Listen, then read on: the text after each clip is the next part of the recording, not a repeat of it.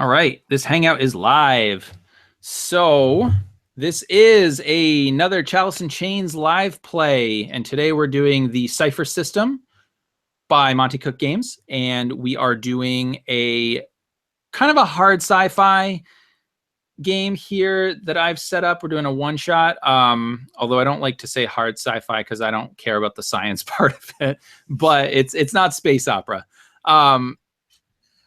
And this will be a learning game of the Cypher system. So we will be calling on the rules and taking the time to explain the rules, because 3 of the players here have never played the system before, which I'm very excited about because I hope that they will become converts after this.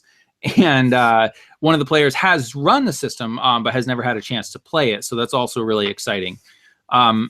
So what we're going to do is we're going to jump in. I'm going to give the players a chance to introduce themselves, their characters. We're going to find out how their characters are linked to each other.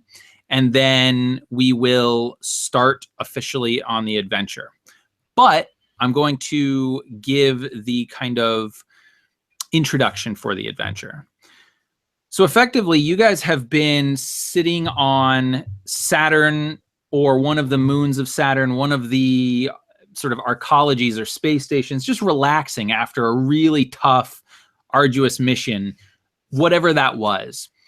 And you get a call from the Colonial Authority contact that you have. And the Colonial Authority is basically the sort of government based on Earth that controls the solar system. And whoever your contact is, they basically tell you that they received a distress signal from the administrator of this remote signal and research station on Triton, which is Neptune's biggest moon. And apparently they made some strange discovery while surveying the icy surface of the moon. They discovered this sort of dormant radioactive reading that the scanners couldn't quite identify. And so as they sent probes down to kind of take pictures and gather more data and information, they all of a sudden went offline. And there were these 2 massive energy flares, power surges that were detected, that the scientists on the surface just could not explain. The probes were no longer effective after this. They tried to send more probes down. They couldn't get any information, so they needed human volunteers.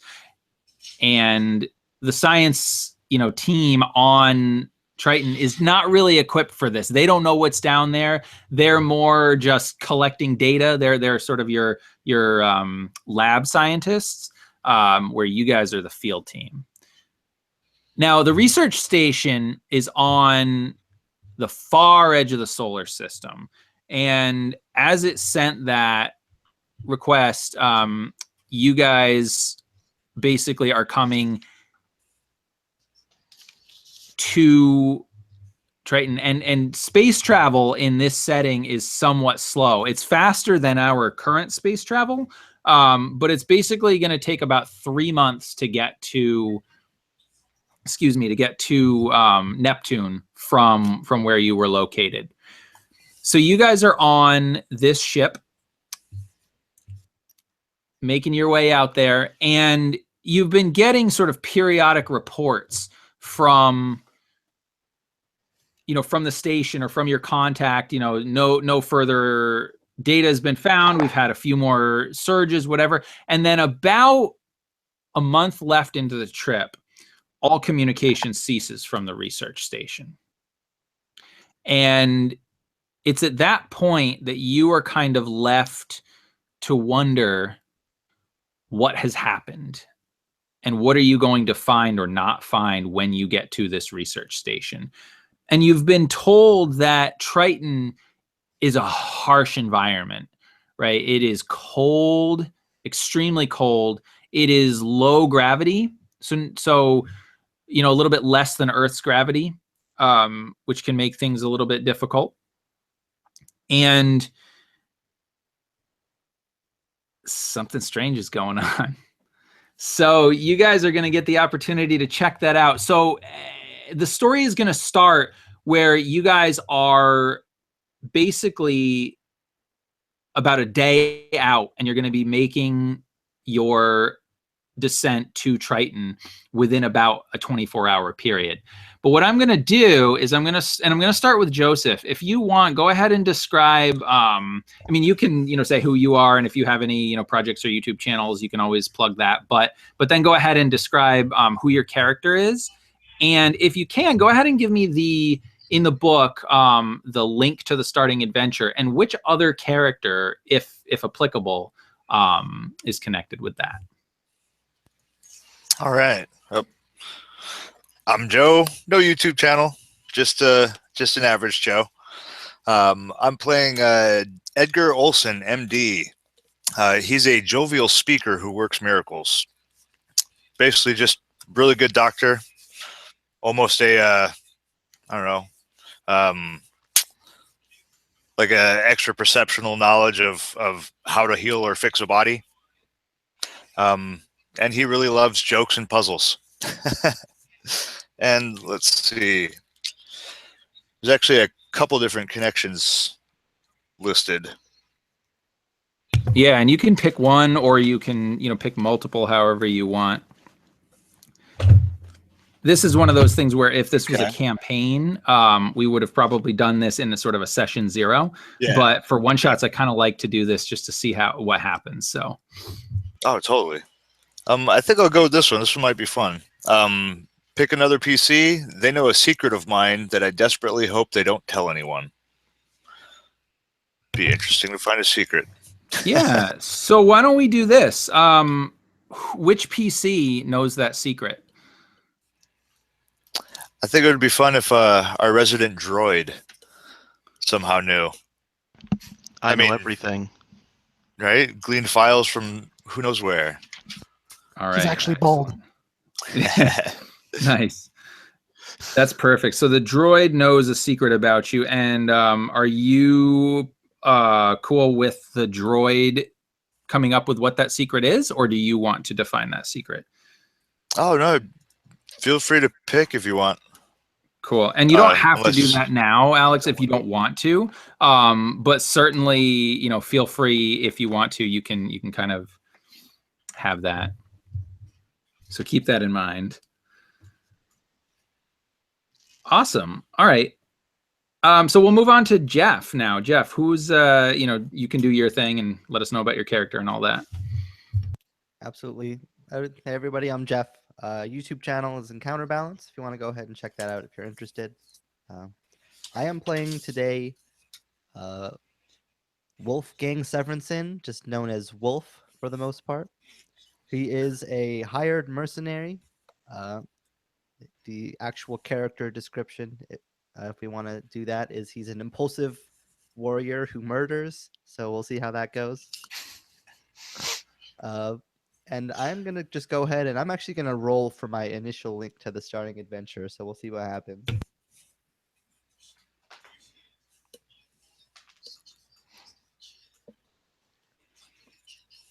All right. So given that he's impulsive, he heard what the other PCs were up to. He heard about this mission somehow and was just like, I'm joining them. Like, I don't care. Whatever they're doing sounds fun to me. I'm in. And just hopped right along. All right, cool. So he's impulsive. Excellent. And so, yeah, I mean, and I would imagine that you guys would probably maybe be okay with having a hired gun, a mercenary, just in case something crazy goes down. Sweet. All right. Yeah, and just so, for the audience, anybody who hasn't or isn't familiar with the system, character creation is sort of ends up kind of being like a sentence for your character. So there's essentially 3 facets. There's a a descriptor, a type, and a focus. And the descriptor might be impulsive, brash, bold, something along those lines. It's an adjective, noun, who verbs is the way the sentence structure works. And so that's what the players are kind of displaying here. And that's very customizable, as you'll see. But anyway, so I just wanted to point that out. So it's very cool, very different from more traditional systems. Awesome. So Connor, if you're up next, if you want to go. Yep. I'm Connor Davies. I have no significant things. I'm a nobody. Just join in a one shot because heck, I want to be part of a community. I'm playing Dr. Bruta Gorolov, this big, stocky, top of the line engineer person. He doesn't fool around. He's goes straight to the point. My link to the other players, I want to have it so that this is what I got here. I pick 2 other players. I know about an important connection between them that they don't even know about. I feel like Wolf and the Doctor maybe had some kind of connection that, just through circumstance or coincidence that they don't even know about. Whether it's them actually being relatives or they grew up in the same district somewhere, or maybe they have conflicting goals in this adventure. Who knows? I don't know. I'm kind of coming up with blanks for this one, but I like that idea. Yeah, that's awesome. I have kind of a crazy idea, if you don't mind me throwing one out there. Go for it.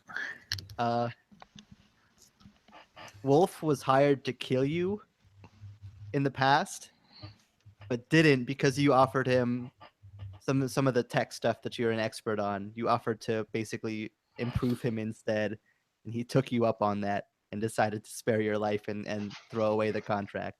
That probably sounds really in character for both of us. So yeah, I like that a lot. And so yeah, I bought you off kind of thing. Like, you do not want to kill me. I have gun more powerful than part of his standard armor issue that he wears now. Yeah, was like you invented part of like one of the tech features on the armor and put it on him, and he's like, okay, that'll work. You're cool. Yeah, I like that a lot. Let's do that. Nice.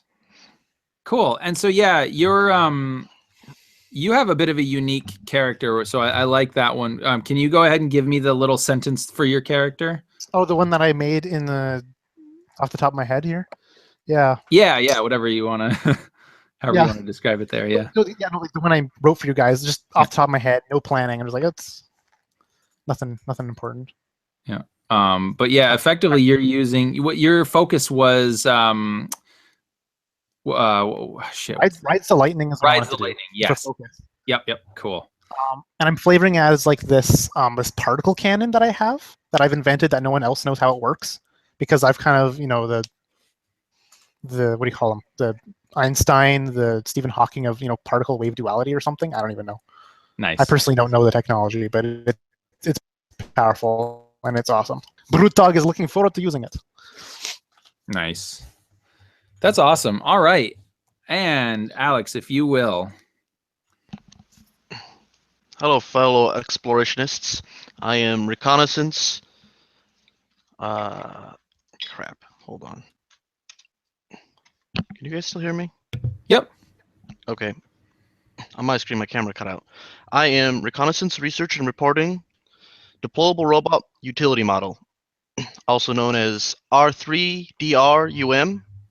And for some reason, lately people have been calling me Red Rum. I am out here because I heard that there was a group going to Neptune, and I've never been to Neptune, and I want to go everywhere. I also am making this doctor go with us because he doesn't want people to know about what he did on Triton.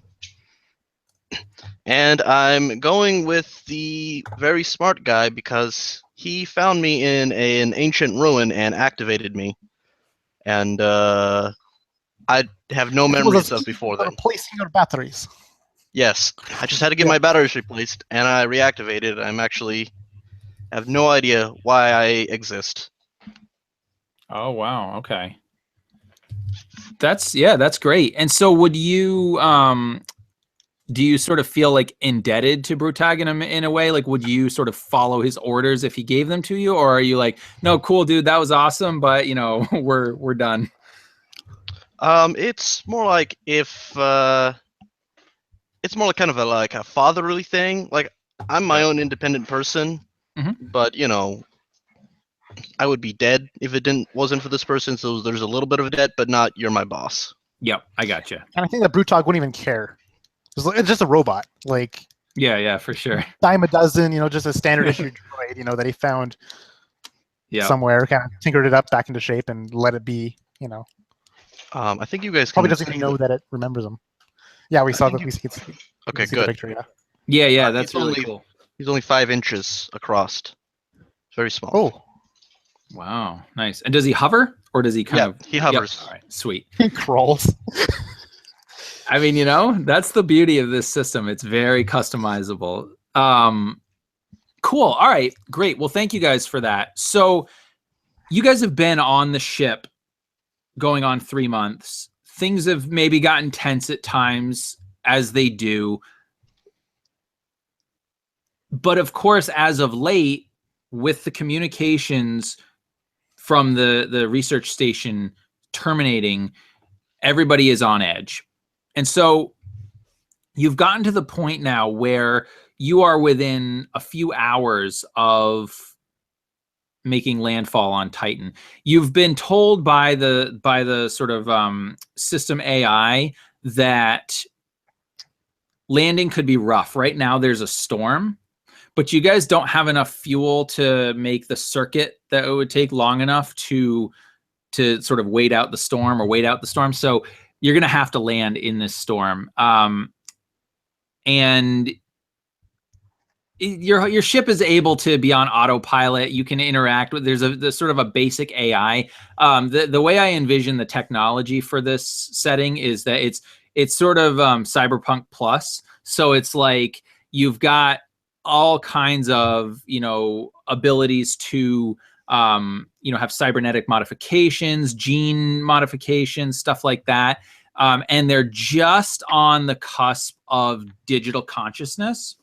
So that's very exciting, but that hasn't happened yet. And some of the weird tech and weird science that was maybe being researched on Neptune Station was in, or in the Neptune on Titan Station was rumored to be of that type. So things are definitely interesting here, but this is as far out as humanity has spread into the solar system.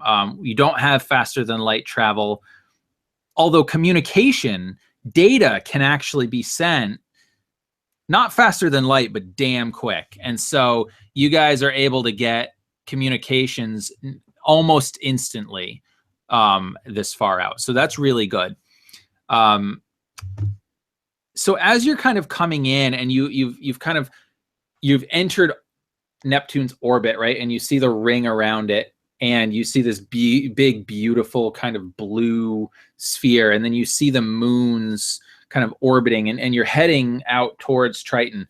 And your trajectory is fast enough at this point that, like I said, you'll get there within about an hour.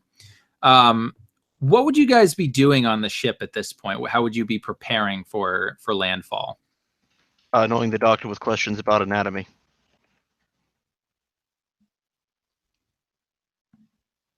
And how would the doctor be responding?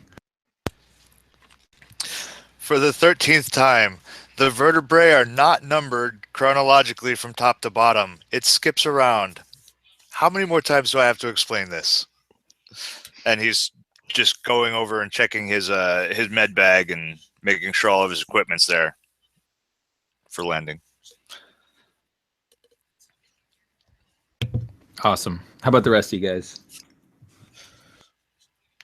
I think Brutog would be kind of almost nervously looking out the hull window, looking at the planet approaching, and then the kind of the dust swirls or the storm. You can kind of see there's a kind of a nervousness and tenseness as he kind of like chewing on some tobacco or something. Absolutely. Solemnly, arms crossed, staring out the window. Yeah. And would your teammates have, or like, would you have this sort of big, gun or whatever it is with you, your special tech? I wouldn't be like, I definitely have it on, like, with me as my possession, but I don't carry it on me entirely. No. Okay. So it's not like, kind of just out there, really sort of conspicuous, so to speak. Okay. No, it's in a crate somewhere that's ready to get unpacked. Nice. All right, excellent. And how about Wolf? What is Wolf doing? So Wolf is kind of just sitting on one of the side kind of benches of the ship as the ship gets ready to land. And he's done these kinds of landings a lot, so he's totally calm. He's actually has basically his feet just like kicked up on a table, kind of that goes across the middle of this kind of seating area. And he has just his rifle on over his armor that he already has on because he's so used to wearing it. It's basically just like second skin for him. And he's just wiping down his gun, polishing it. And every once in a while, as the droid kind of pesters around the doctor, kind of putting up the gun and aiming it and tracking it, and just kind of setting the gun back down. Not necessarily as like an intimidation thing, but just kind of keeping himself on his toes. And this is the smallest, quickest thing on the ship that he can track with. So Perfect. And so, as you guys are doing this, and you can hear the droid just continuing to pester Edgar with more and more questions, and Edgar maybe is getting more and more annoyed. I don't know, but all of a sudden the sort of comms on the ship would come on, and you would hear this sort of that female voice that's sort of programmed into most long range colonial transport ships. You sort of normal techno babble, destination has arrived, or you've reached your destination. Docking will commence promptly. And then she goes on to say sort of like, this is going to be a rough landing, so she recommends everybody strap in.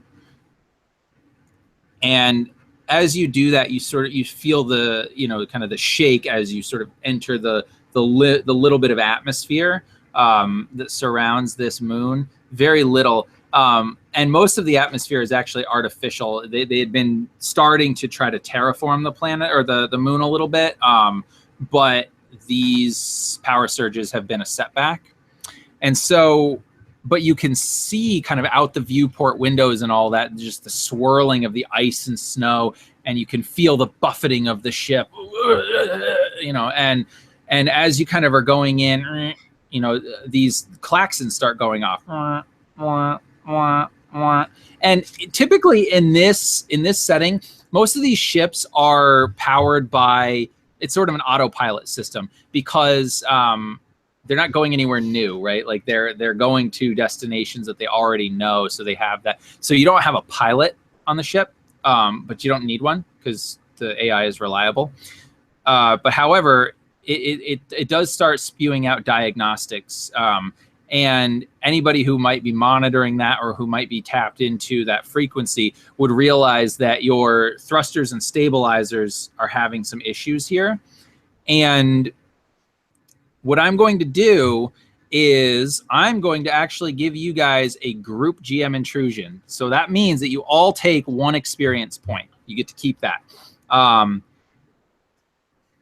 all of a sudden, the lights in your ship go off, and there's a big jolt, and you guys kind of get rocketed back. I would imagine that that Red Rum kind of, flies back with the sudden jostling of the ship, and maybe just barely manages to use his thrusters to avoid getting seriously damaged as he kind of hits against the bulkhead wall. And you guys would definitely be like, the adrenaline would be pumping. You would be nervous as you can feel the velocity of your ship just increasing and increasing. And I would imagine that, Wolf, you might be the one that would maybe be best equipped for this.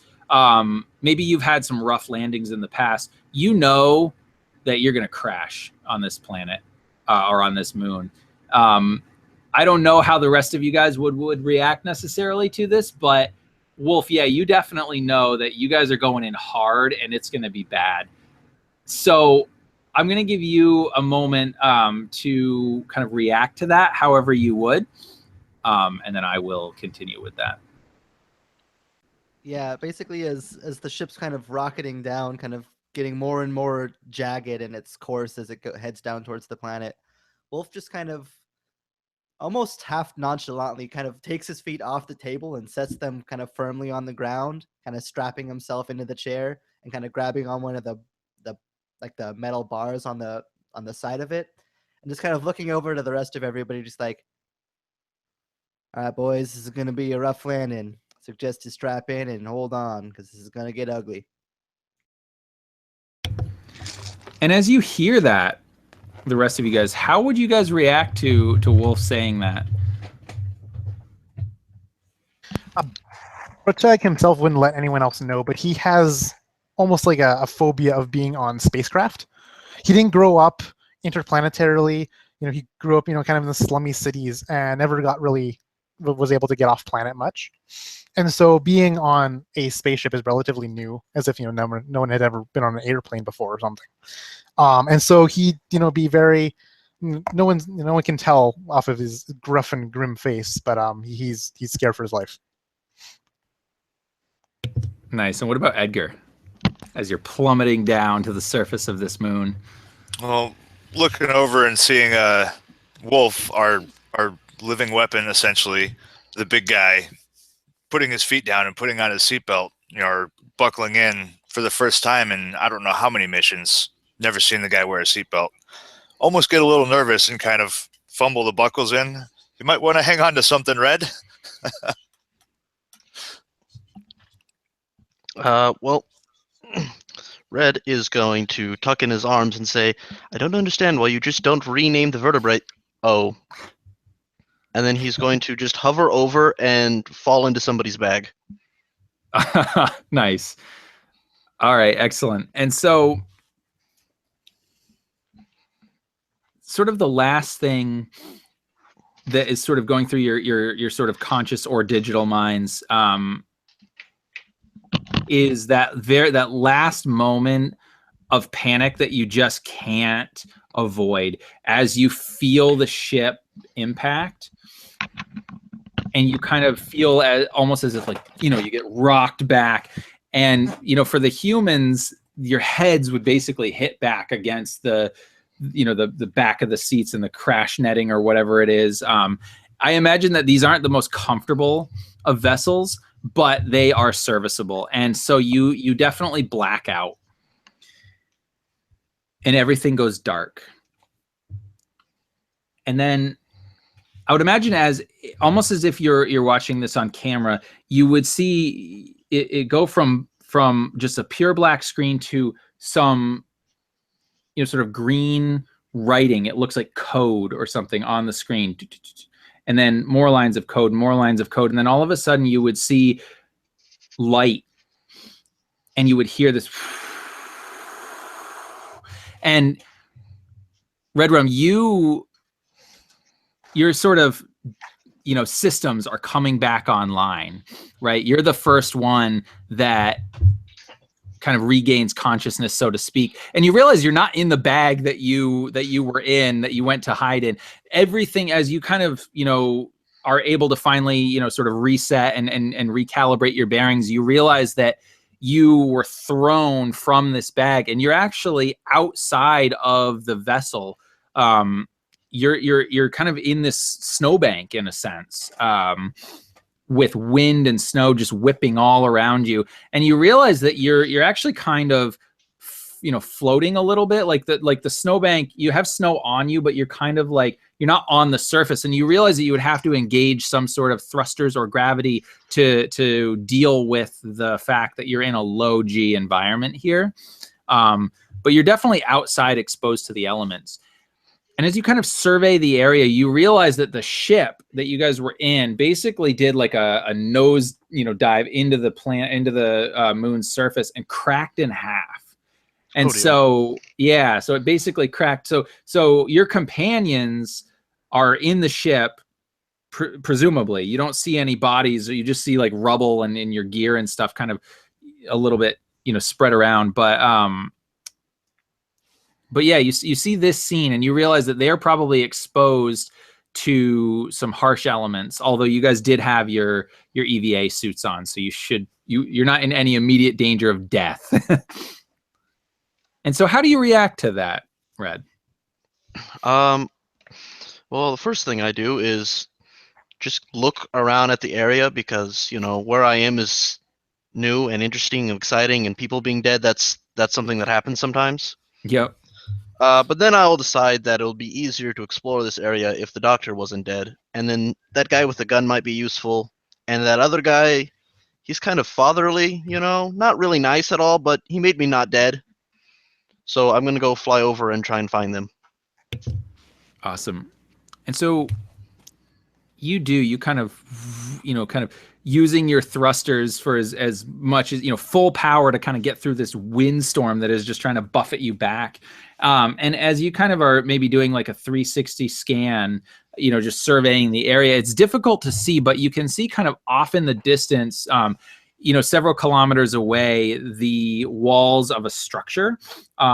But you don't see any like lights or anything, on the outside of the structure or anything like that. You don't have the time to do a full sensor reading at this point, but you kind of notice that as you kind of hover and kind of pop down into the ship, and you realize that your companions are all in the back part of the ship. So it didn't split evenly in half. It kind of like the bridge sort of cracked off, and the rest of the ship is, whatever. So you're all in the same area, but and you see them kind of floating unconscious against, restrained by their restraint harnesses. But they're sort of the way it's positioned, they would be upside down, so they would effectively fall if they were released from their harnesses as is. Well, I will try and tap them so that they orient correctly. I don't know how to properly restart people, so I assume an electrical shock will suffice. So I'm going to person who can keep me alive best is the guy who knows machines. So I'm going to zap him and see if he comes back to life. Nice. All right, you're gonna zap Brutag. All right, great. So yeah, I'm just gonna say you just do it. So just this little shock, and yeah, Brutag. Let's say that does wake you up. So go ahead and kind of give me that. Yeah. Yeah, and then so he's just hanging from the straps and harnesses, and the arms kind of pulled up in an awkward way. And just looking at this small, mosquito-like droid, one of these droids, I look around. I see the two other companions in this part of this broken ship, and first instinct is to stop breathing. Can just to realize that maybe there's no air and such, but he kind of gets full capability of his what do you call it? All the capability, yeah. All the senses. His fingers still work. His feet still work.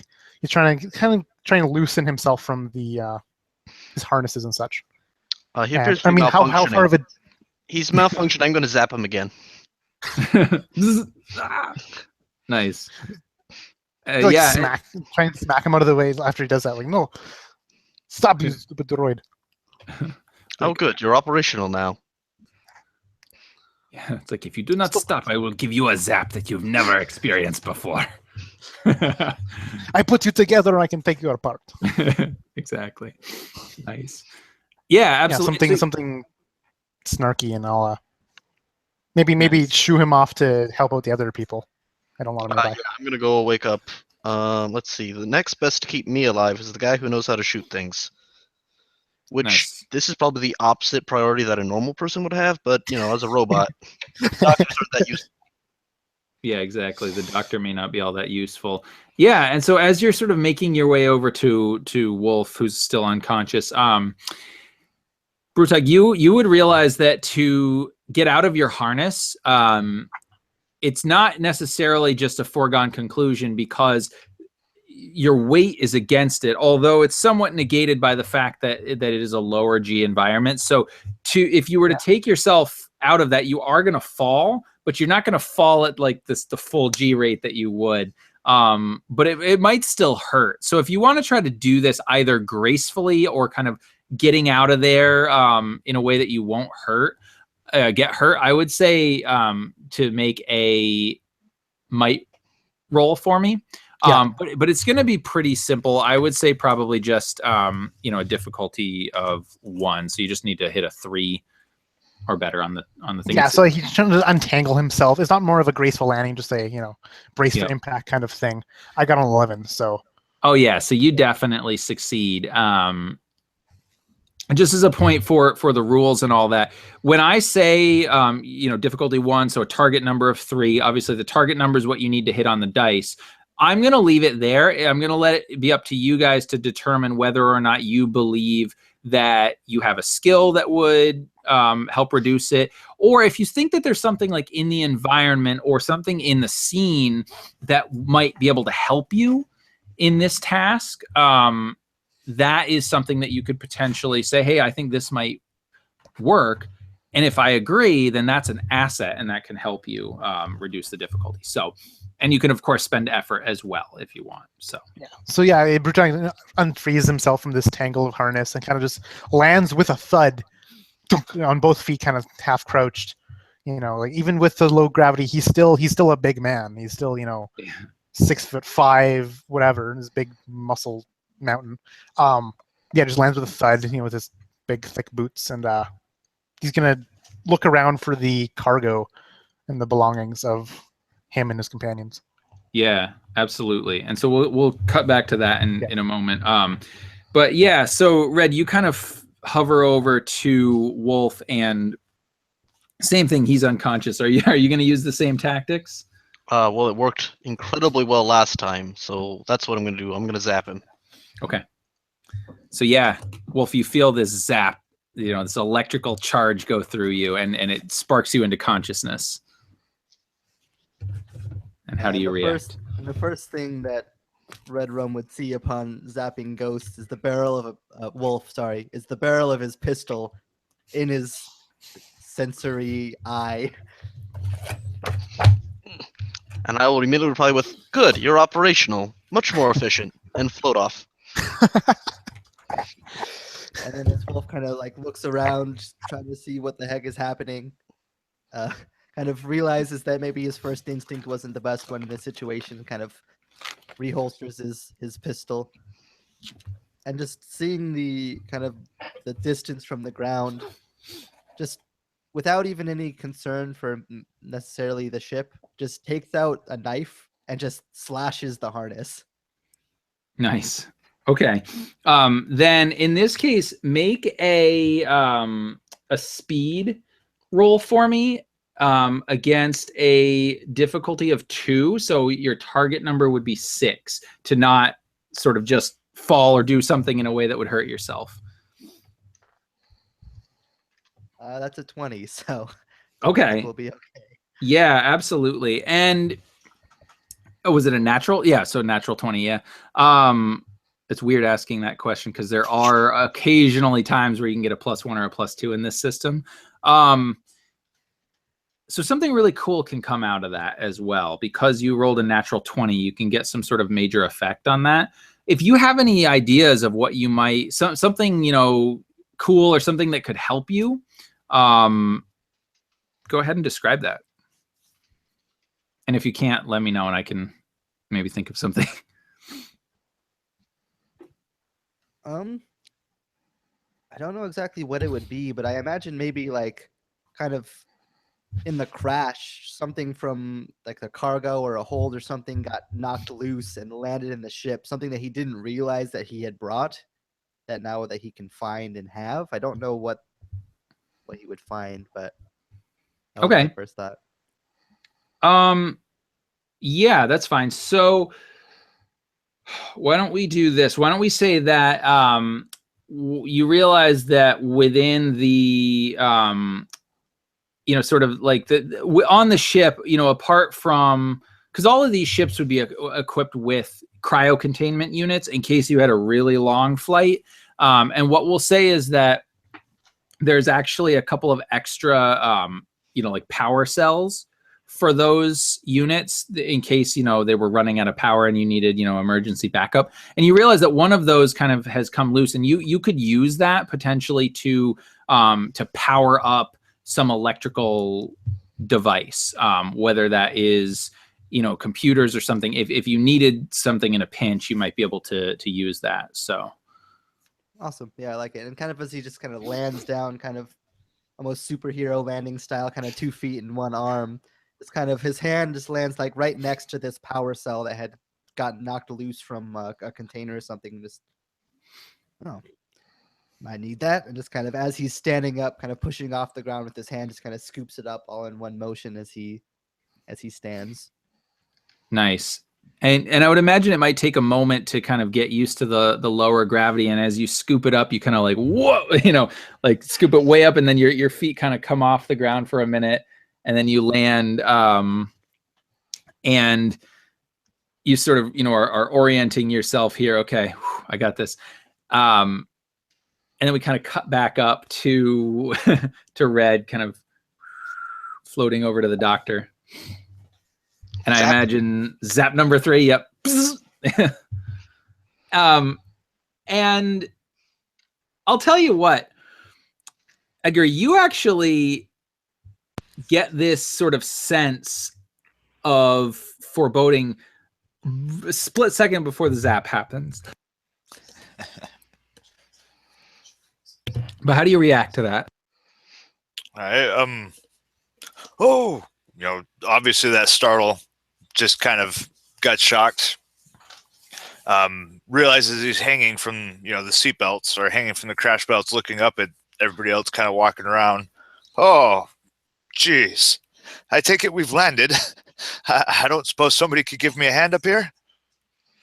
Knowing he is not quite so capable physically and super heroically as the other guys. Not understanding what he means at all, I just cut the wire that's holding him so that he'll hit the ground. Nice. Yeah, he's like, she's like, zzz, or whatever.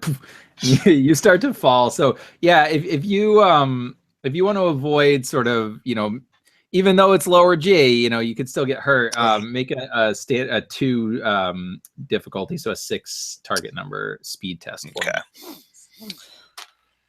Ooh, nope. That is a 2 on the dice. You rolled a 2 on the dice. Okay. Back unconscious you go. No. Right? I'll be back in a minute. All right. So you will take 1 point to your might pool as you kind of fall. And the way you fall, you kind of hit your head as you sort of tumble out of this thing. You kind of crack your head against the maybe like a piece of like bench or pipes or something that came loose, and and maybe this like welt starts to form on your head a little bit.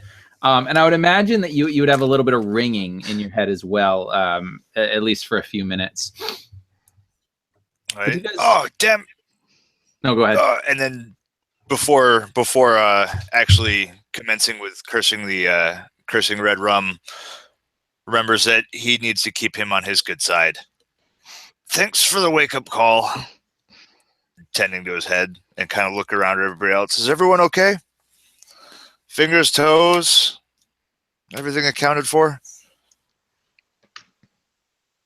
Red Rum ejects out his hands and wiggles his fingers. They're all here.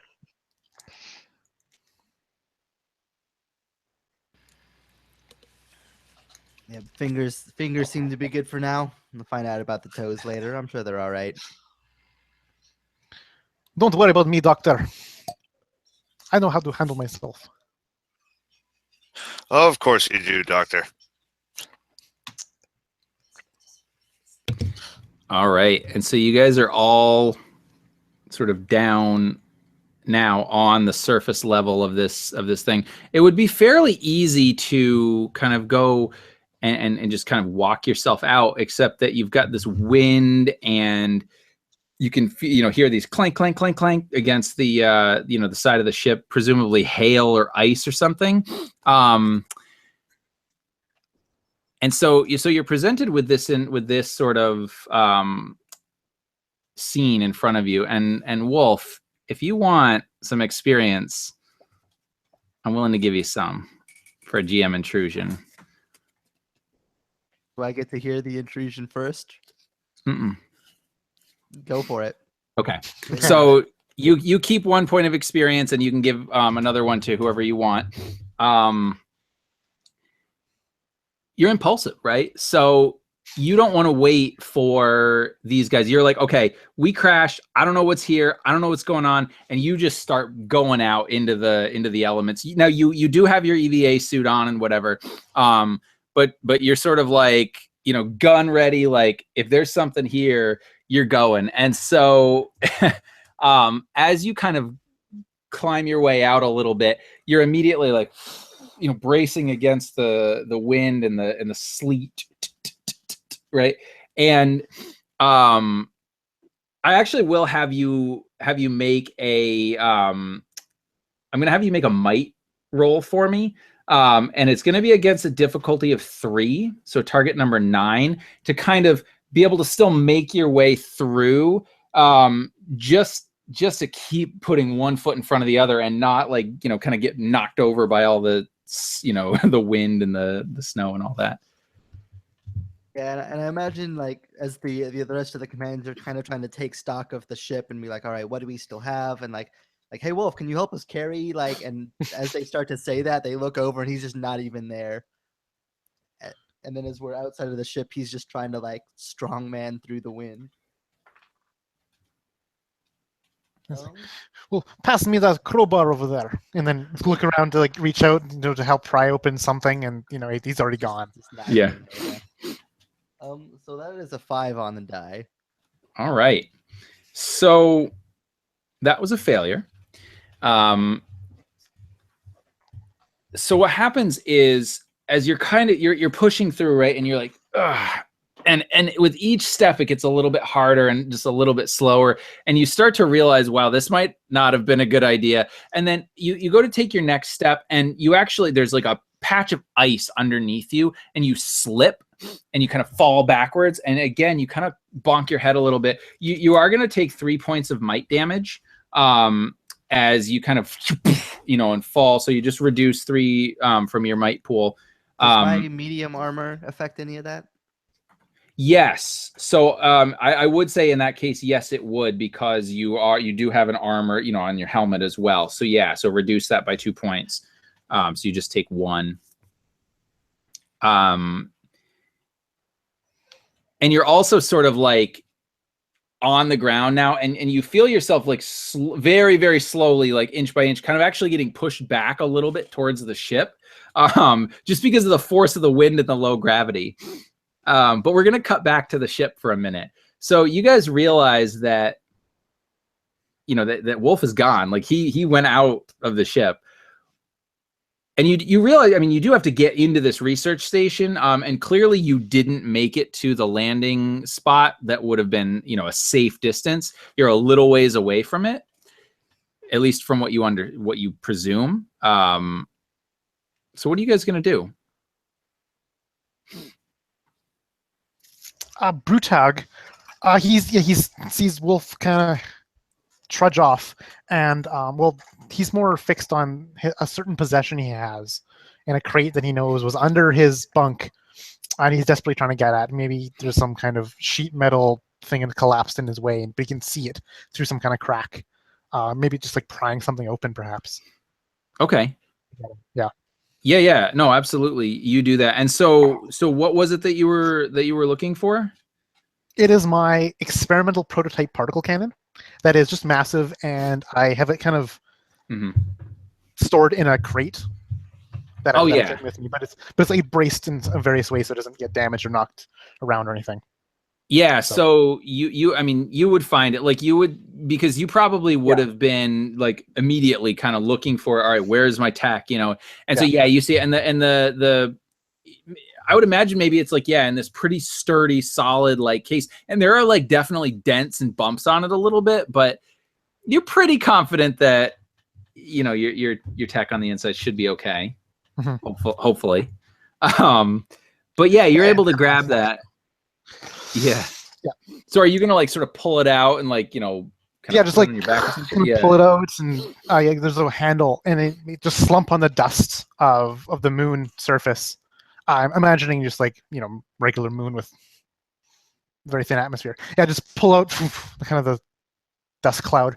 He kind of goes to like this like wrist computer he has, and like enters some kind of code, and like wirelessly click, it unlocks. after a bunch of whirs and whizzes and other security measures he has on it. And he's just going to open up this big lid, heave it open, kind of pull the latch down to keep it open, and just inspect this just technology he has. Make sure it's all right. He's going to kind of pick it up, look for any scuffs, going to make sure it's not broken or anything. Make sure all the bulbs are intact, Yeah, absolutely. And so the fact that like you have this tech and you're to help you and you're familiar with, with your own technology. Yeah, no problem. You're like, and you're doing a diagnostics check on it and whatever, and it's fine. Awesome. Fully functional. Absolutely. Yeah. So yeah, and so it has kind of like this like backpack mode versus active mode, Mhm. and so yeah, he just kind of like collapse the parts and just like heave it onto his backpack, and then almost kick the crate away. Like the crate's not important; it's the backpack particle gun that matters. Yep. All right, I have Sasha. We're good to go. Nice. Yeah, that's great. Jeff, I actually want to address your question live because it's a learning game. So you said, can you choose to use your pool after you roll, or do you have to choose beforehand? I believe raw is you have to say, okay, I'm going to use effort or whatever before you roll. Now, you can use experience points to re-roll if you have them after the result is known. But the way I rule it is, no, you would have to choose to use your effort before you know the result. So cool. So Dr. Korolev has his tech intact. And what does Edgar kind of do at this point as you see him sort of rummaging around and be like, and maybe cursing in Russian, and then realizes like, we're good. Kind of, muses for a little bit, watches, goes to retrieve, his medical bag or his supply bag and everything, make sure the suit's working all right, and kind of peer out after Wolf to see how far out he's gotten, or if he can even still see him anymore. Really just kind of getting down to business, I guess. Yeah. And so you guys would all have your suits on, right? And you would have like sort of a comm system that's all connected to each other. And so as you sort of peek out and you're kind of getting buffeted by the wind and the sleet and whatever, you probably would be able to see like this faint sort of shape off in the distance, very low to the ground, very low profile. And I imagine you might hear like, I don't know, cursing or something over the comms. But yeah, you would realize that your companion is out there and you can see him, but he's not walking. Oh, looks like Wolf's down already. How you doing, Gustav? Oh, sorry, not Gustav, Gorlov. How you doing, Gorlov? Everything checking out? We ready to... How are we going to walk through this stuff? I can. Back in home country, winds were harsher and colder than this. I'll be good. All right, I'll stay behind you guys. I'm afraid I'm just a tiny little wisp of being blown across the world over here. Says the 5'8" average build doctor. Who just looks scrawny in comparison. Yeah, just beefy. Like Brutog looks like he's just some kind of thug in build. This square like buzz cut kind of style. This thuggish, maybe tattoos and such, but like the way these strange technologies he has in these computers and this like Tesla styled weaponry he has, it's kind of a weird mishmash of stereotypes. Yeah, I totally sort of picture something like from Command and Conquer Red Alert, like the Soviets sort of advanced tech or whatever. Yeah. Nice. Yeah, just like coils and reactors and like sparks and such. Yeah. Nice. And finally, Red, how do you what are you going to do at this point?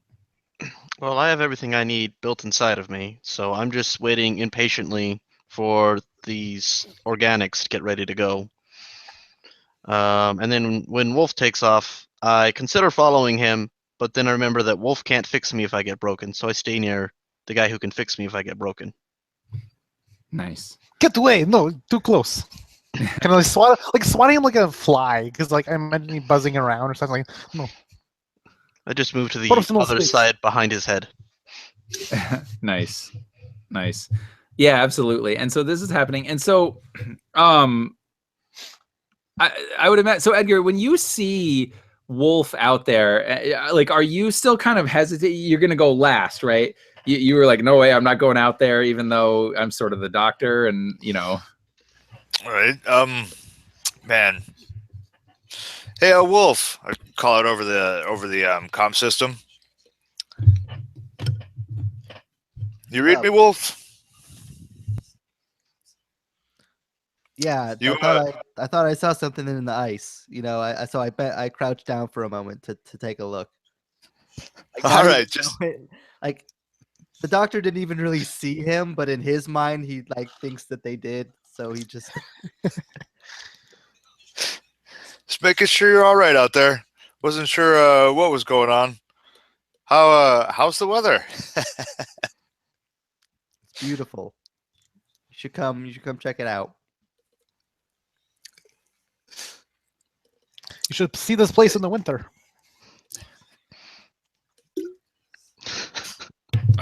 Awesome. That's funny. Actually, you know what?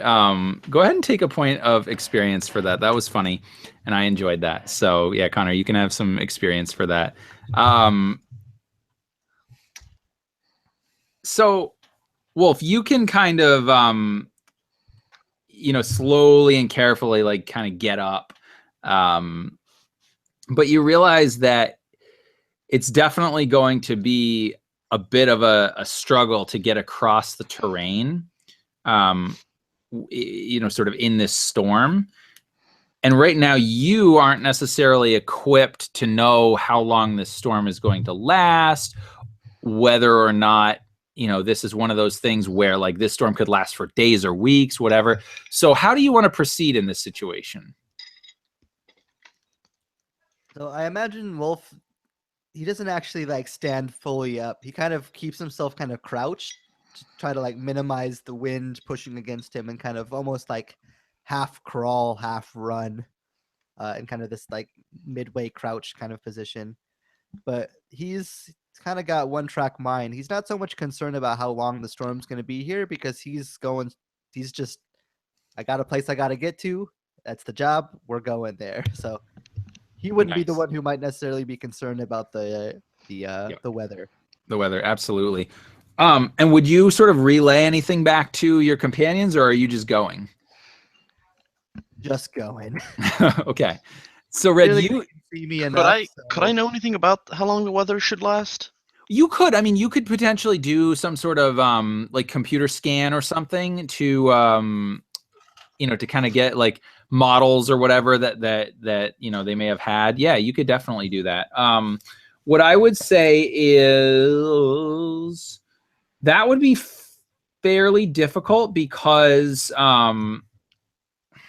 they don't necessarily track weather patterns that consistently, and you don't have access to the computer files of the research station right now. So I would say that would be a difficulty 4, target number 12, and it would be an intellect-based roll. So, so does that mean having the edge and intellect lowers it at all? No. So what that means is that you can, if you wanted to use effort, you could use effort, and it would cost you 2 points instead of 3 points of effort. Okay, I have another question. Yep. Since I have the skill that I am trained in anything involving geography, would this count?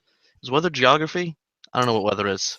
No, I think in this case, because you're just trying to find out the weather and how long this storm will last, I don't think that particular field of knowledge would help in this case. All right. Well, I'm going to spend 1 effort then.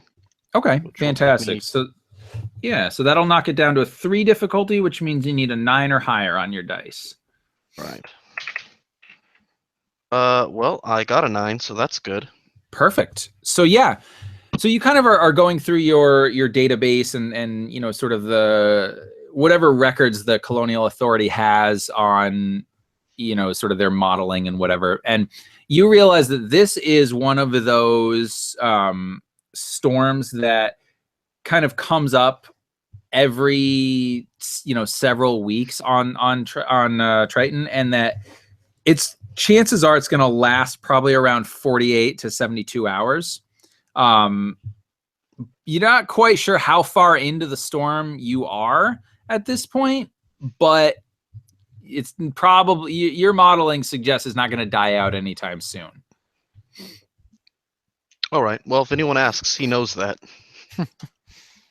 Nice. Is he the kind that would share that information, or is he just sort of like, why would I share it? They can ask if they need it.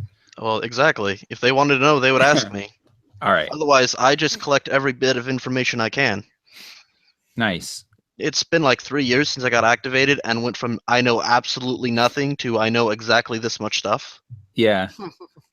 And Edgar, I would imagine that you would again have this sort of sense, one that Wolf is probably heading out towards the facility, but you get this general idea of where you need to go. Like you something is sort of, I don't know, tingling, you know, in that doctor brain of yours. Like, I gotta, like, if we go this way and we kind of follow this path, you know, it should lead us fairly quickly to where we need to go. Okay. I'm gonna kind of look around, and it's like I really think we should probably get going now. I don't know. I think I know exactly where we need to go. Don't worry about the how. Let's just I think we should really get going. Very, very reassuring, Doctor. Well, the storm's not getting any better. And it won't for I estimate 48 more hours. And Well, there you have it. would swear in Russian, just like, you know, 48 hours, we can't wait that long. Like, you know, our rations won't last that long. I mean, I don't know. Whatever survive, whatever we're able to scavenge. Yeah. He's like, maybe like the power suits won't last to heat us up that long. I don't know. Something like that. I've been exposed to the elements longer than that, but you're weak. You would not last. Yeah. Nice. If we freeze out here, you guys can't eat me. I bit my tongue once and I tasted awful. Not enough meat on your bones to make good stew. Oh man. That's wonderfully creepy. Yeah, awesome. So are you guys going to proceed out into the elements? Yep. I'm at least going to be waiting by the tear in the ship, or by that break, for the larger man to give me some wind block. Yeah, I think Edgar like kind of like sneaks behind someone, just using them as a windbreaker. Nice. All right, awesome. Forward. Yeah, and so Brutak, you'll sort of lead the way, and you maybe like you know, you can kind of see off in the distance the, you know, the walls of the research facility. And again, you would notice actually that normally you would expect some sort of lights or typically you can sort of feel like that electrical current in the air, you know, on facilities like this. They just put out a lot of power. Excuse me. And you would know.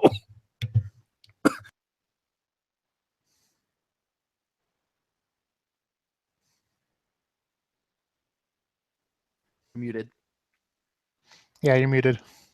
Sorry. Can you hear me? Yeah, now we can. Yeah. Oh, good. So yeah. Ever since that cough, you just kind of went full mute there. Oh, sorry. Yeah. So you just get the impression that this whole thing is powered down. There doesn't seem to be any power to this facility, but you can see it. Yeah, I think I'm like probably scanning for like some kind of signal, some kind of frequencies while we're charging through. Like I'm having my little, you know, Pip-Boy wrist computer kind of going at it, kind of running, kind of scanning for thingamajigs out there, and probably coming up blank. Yeah, absolutely. Yeah, I mean, you're getting the only power signatures you're getting are like basically from Wolf's suit ahead of you. You know, like you guys have the limited power in there. You know, the heat and whatever. And so, you know, maybe some grav, you know, limited grav generation or something. But yeah, but no, really, like you're not picking up any power sources at this point other than your companions and your own tech. But you do pick up that Wolf is not too far ahead of you guys, and he's definitely heading in the same direction. And Wolf, you would actually at this point you would make it to what you now realize is kind of like the side of this building. Like you kind of ascertain that like the main entrance is on the other side, and you would have seen sort of a layout of the building, and basically the main entrance would have sort of a it doesn't have like a normal sort of door like you would see on an office complex on Earth or something, because these people didn't go out on foot on the surface here. They would go out in vehicles, so there would just be like a sort of a garage and a cargo bay. But you're on the side of the building here, and you do realize that on the side of the building here there are some access panels that, you know, there might be used for maintenance. And you actually see on the top of the building, kind of way up, and it seems to be shaking a little bit in all the wind, but there's a big satellite relay kind of up there, and you can see kind of the cables going in. So you could ascertain that probably in this paneling there might be you know, access to the wires or the power or something. Would it be immediately apparent to him how to work this thing? Like, I mean, like immediately? No, not necessarily, because you would figure that that it would be powered internally. And the fact that it's not, and the fact that they were talking about power surges, I mean, you're thinking maybe the place shorted out, but it's weird that there's been no contact, there's no power, you know, that whole thing. It's just very strange. So upon seeing the panels, he kind of takes like a second and a half look at them, realizes he doesn't know what it is, and just continues along the side of the building towards the garage. And then the rest of the group just hears over the comm, just, "Hey, one of you brainiacs, there's some electro panel on the wall there. Check it out and let me know what it is," as he just continues on. After you, yeah, you know, Brutag would say to the doctor, the physician, knowing full well he probably doesn't know much about machinery. Yeah. If it's a life support system, bang up job. Other doors are a little trickier. I'll take a crack at it. I mean, and basically you would realize that like this is, I mean, they're big, you know, sort of steel access panels. So you might be able to like, you know, get a crowbar in there and, you know, pop it open. The purpose would basically be to determine whether or not you could access the power or computer systems from there. However, your companion Wolf is going around to the front entrance, so you have an opportunity to do either of those things, but you are still exposed to the elements in a way at this point. Is there is a panel we can access at all?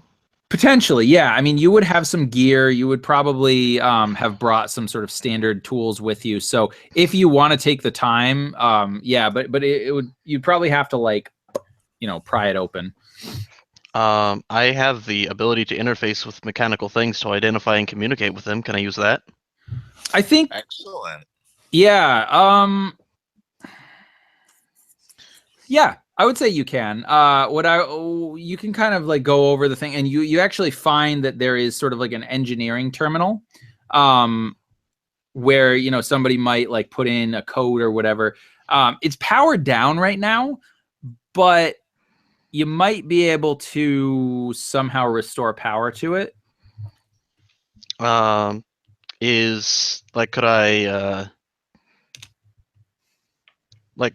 is there like a backup generator that is running that I could then use that power to kickstart the main generator somehow? Right now, you don't know. There might be some sort of backup generator facility or capacity within this facility, but at the moment, everything is powered down. Can I use local power to power just this thing? Yeah, I would say you could try to do that, certainly. Go ahead and make a difficulty 4 intellect test for me. So that'll be a 12 on the dice. Okay. But if you have any skills or assets or anything that might help in this case, you could certainly apply those. Is the fact I'm directly interfacing with it an asset? No, I think that just allows you to do that. I think what you're trying to do here is actually see if you can sort of work maybe your own tech or something that you have on you to spark and use power. So that's slightly different. Okay. Well, Yeah. I'll get a shot. I got to get a 12. Yep, or higher. Yep. Well, I got a 7, so it doesn't work. Yeah, just maybe it's the elements or the fact that you're getting buffeted around a little bit, but yeah, you're just not able to kind of make it work. No, Well, it's not that I couldn't make it work, wrong it's just plug. that it doesn't Wrong work. plug for Right. socket. I think Brutog is kind of walk up, kind of like, no, wrong plug for socket. Like it just completely wrong kind of maybe engineering. They don't fit. Yep. I have an item from my ability. It's a bag of batteries. That's what it's in. It has a 75% chance of fitting any given thing. And I want to use this maybe as like a jumper cable kind of thing. Like, let's give this a shot to kind of give it some juice for my own kind of stuffs going on. Yeah. Okay. So, do you want me to roll a percentile here, or? Yeah, go for it. Okay. Yeah. So 1 through 25, it'll fail. Everything else, it'll succeed. Yeah. Getting a 60. So. Yeah. So he kind of like almost like the jumper cable for a car, just like finds the 2 metal nodules or whatever they put on, and he's just going to try to use his skill with machinery he has, along with his special ability called charge. He's going to use an intellect point and add a charge basically to this thing, trying to power it up. Yeah, absolutely. Yeah, perfect. So you can just spend the intellect point and you sort of send this jolt into the thing, and for a minute you kind of see it light up a little bit, and you can hear this humming. And Red, that gives you now the access that you needed, because you've sort of already accessed this thing, and so you can tell, you're able to start getting sort of diagnostic information from what's going on, and you could tell that right now all systems are offline, but you probably could reset at least backup power, so life support systems, gravity, and probably limited lighting. It just got shorted out, and apparently nobody has reset the system. Do I think I can do that from here? Maybe. It's probably hard from here, but you could potentially do it. You could, though, from here access probably there's enough power to send limited power to the doors in the front to open them. Well, that's the most important part, is the doors, Yep. followed by the lights. Yeah. And then gravity, and then life support. Yeah. So presumably, at least if you can get the doors open, there's probably some computer systems within that you might be able to access. Right. Well, I'm going to try and open the door then. Absolutely. And you don't have to roll for it or anything. You're just able to open the door. And we're going to cut to Wolf. Wolf, you're actually kind of getting around the side of the building, right? And just as you're kind of like getting ready to be like, all right, what am I going to, and then all of a sudden the door like, and it's this big sort of, like this large vehicle would be able to go in there, this, industrial size, sort of garage door, and you're kind of peering inside this great big concrete structure. No lights on or anything, but all of a sudden the door came up. So how do you proceed at this point? Once the door starts moving, Wolf immediately kind of hugs back up towards the wall of the building, kind of leveling his rifle up towards the door. And just over the comms with the team, just, one of you better tell me that was you. It was me. With my assistance, of course. Of course. Good work. and then kind of he's gonna proceed basically like right up to the door, kind of getting inside in the shelter of the indoors, but not proceeding far enough into the room where it's gonna necessarily get too far away from his team. And he's gonna kind of gun sweeping this big open hangar like room, just kind of wait for his team to catch up. Okay, absolutely. And so, yeah, as you're sort of in that, you're doing that, and it's very strange that there's no, like, you don't see any signs of human life. You also know that the facility here likely had some sort of robot, whether it's, you know, a mechanical robot to help fix things, whatever. You don't get it. I mean, there's nothing here. There are vehicles parked within the garage itself, that, you know, the big sort of all-terrain vehicles that they would take out. Everything seems to be intact. So it's almost eerie in the sense that everything looks perfect and yet nobody's here. And so I would imagine, like, the rest of you guys, you know, you kind of disengage the you know, your power equipment or whatever, and you kind of, you know, proceed your way around. And as you kind of meet back up with Wolf, you guys are struck by the fact as well that nobody, I mean, it seems like nobody's here. And there was like a whole team of scientists here. So it's very strange, but you guys are presented again with this sort of large concrete, almost like motor pool area, where there's two like really big sort of all-terrain type vehicles that would be used to go out onto the surface and whatever. And these actually are set up with sort of like a laser drill, which they would use to drill down into the surface. And then they have, you know, a combination of like like arms and even maybe like sort of limited tractor beam technology to help kind of, you know, tractor out valuable minerals or samples or whatever. So these are high-tech equipment. And you notice a couple, actually, as you kind of proceed into the facility a little bit, you notice that there's a couple of like maintenance droids that are powered down. Very simple, like this tech would be very super simple, probably actually controlled by the facility's central processing. Just like they have very basic functions and they're used to kind of repair these vehicles. Everything is shut down right now. And on the far end, you notice that there are doors that would proceed into the to the facility proper. Well, the primary thing is make sure the droids are okay and go turn them back on. Not sure if I know how to do that very well, but I'm going to try. Yeah, so you certainly could do that. Now, keep in mind that you do have a sort of like an interface device, and this is the machine control cipher, which essentially, when you affix it to a mechanical device, you can effectively like control that device. So if you wanted to use that, you could probably use that on the one of the repair droids. Well, that seems a waste of the thing, though. I mean, just turn them back on. Yeah, you could turn them on, certainly. If you want to be able to control them, this is what this will do. But yeah, if you want to just turn them on, you could try to do that. I'm going to say that based on the fact that they probably just need, you know, sort of to be reset, they have their own internal power. It would be a fairly simple task, you know, you just need a 3 or higher on the dice. But if you have some kind of skill in machines or whatever, it might even reduce it further. I have no skill in machines. I don't know how to do anything. Okay, no problem. Yeah, so just go ahead and you can make that intellect roll for me. I got a 19. Perfect. All right.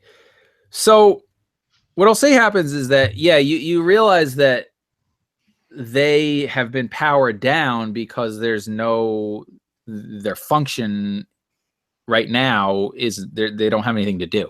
So you kind of flip them back on, and as you do, you see this one kind of look up at you, and it kind of starts scanning the area, and you can tell that it's going through its diagnostic processing. But you were able to sort of interface with this thing in a way that its attention is on you, and it seems to be waiting for a command from you. I ask it. Well, I just basically want to know if it knows anything about the area at all. Maybe it's got a map, or it has recent things it's been ordered to do, like a log of tasks that's been assigned, that kind of thing. Yeah, it says that it doesn't have those in its internal processing unit, but it has the code to access basically access the facility's database, and it's more than happy to give you that code. Great, I appreciate it. Yep. So it relays that code to you, and then basically, and this is all sort of happening like digitally, like this binary kind of exchange of data between two machines, and it's basically like, I need to check on the vehicles. Am I cleared to do that? By the way, to be clear, we're communicating by bursts of light at each other. Okay, there you go. That's how robots communicate in your setting. I don't know if you knew that. That's how they communicate. So that's perfect. So I like, yeah, go check, do your job. Like, you have a job. That's what you're supposed to do. But I needed this first. Perfect. Yep. So it goes off and the other one, there was another one that you flipped on as well. That one didn't care about you at all. It immediately went over to the vehicles, and like it's sort of programmed to do. So. All right. Well, Red Rum is powering up the service droids. I want to start flipping through comm channels. Just calling out Triton base. Do you read? Anybody reading on this channel? And kind of cycling through, kind of hanging back by the door as the other folks that are much more heavily armed kind of start sweeping through everything. Okay. Are you also searching for any incoming frequencies, or are you just broadcasting, essentially? Yeah, well, I'm broadcasting and listening. Switching to the next channel, kind of listening, broadcast, listen. Yep. So you're kind of doing this, and it seems as though you're not going to get anything. And then at the very sort of just about before you're about to give up, you do get a very faint incoming signal, and it seems like it's like a recorded message on loop. The data seems very garbled, and it's difficult to kind of make it out. But you get the impression that it is a sort of the standard protocol is that it is an SOS signal. Not exactly in Morse code, but whatever the sort of like standard sort of digital signal for come and help us is. You can't make out a location, but it seems like it was being, maybe fed on a loop. So somewhere there is a device within the facility that is broadcasting a signal. Sorry, I forgot to unmute. I'm going to relay the information across. Hey guys, I picked up, or obviously on our own comm channel, I picked up the faintest signal. There's traces of a signal being broadcast. It sounds like a standard SOS. I don't think it's actually going very far, but there's something alive somewhere in here, mechanically. Looks to me like no one is home. I think you may be correct. Is there any way to triangulate the signal? Possibly, but you would probably need more power to do so.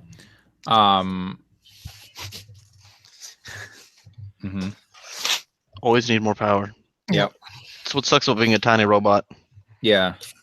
Yeah, I mean, you guys are basically at this point, like, you either would have like some sort of the humans anyway would probably have some sort of light on, like a flashlight on their helmets, or I don't know, maybe you have like one on your gun or something, Wolf. But yeah, you would be essentially like you can only see what's in front of, as far as your flashlight will go.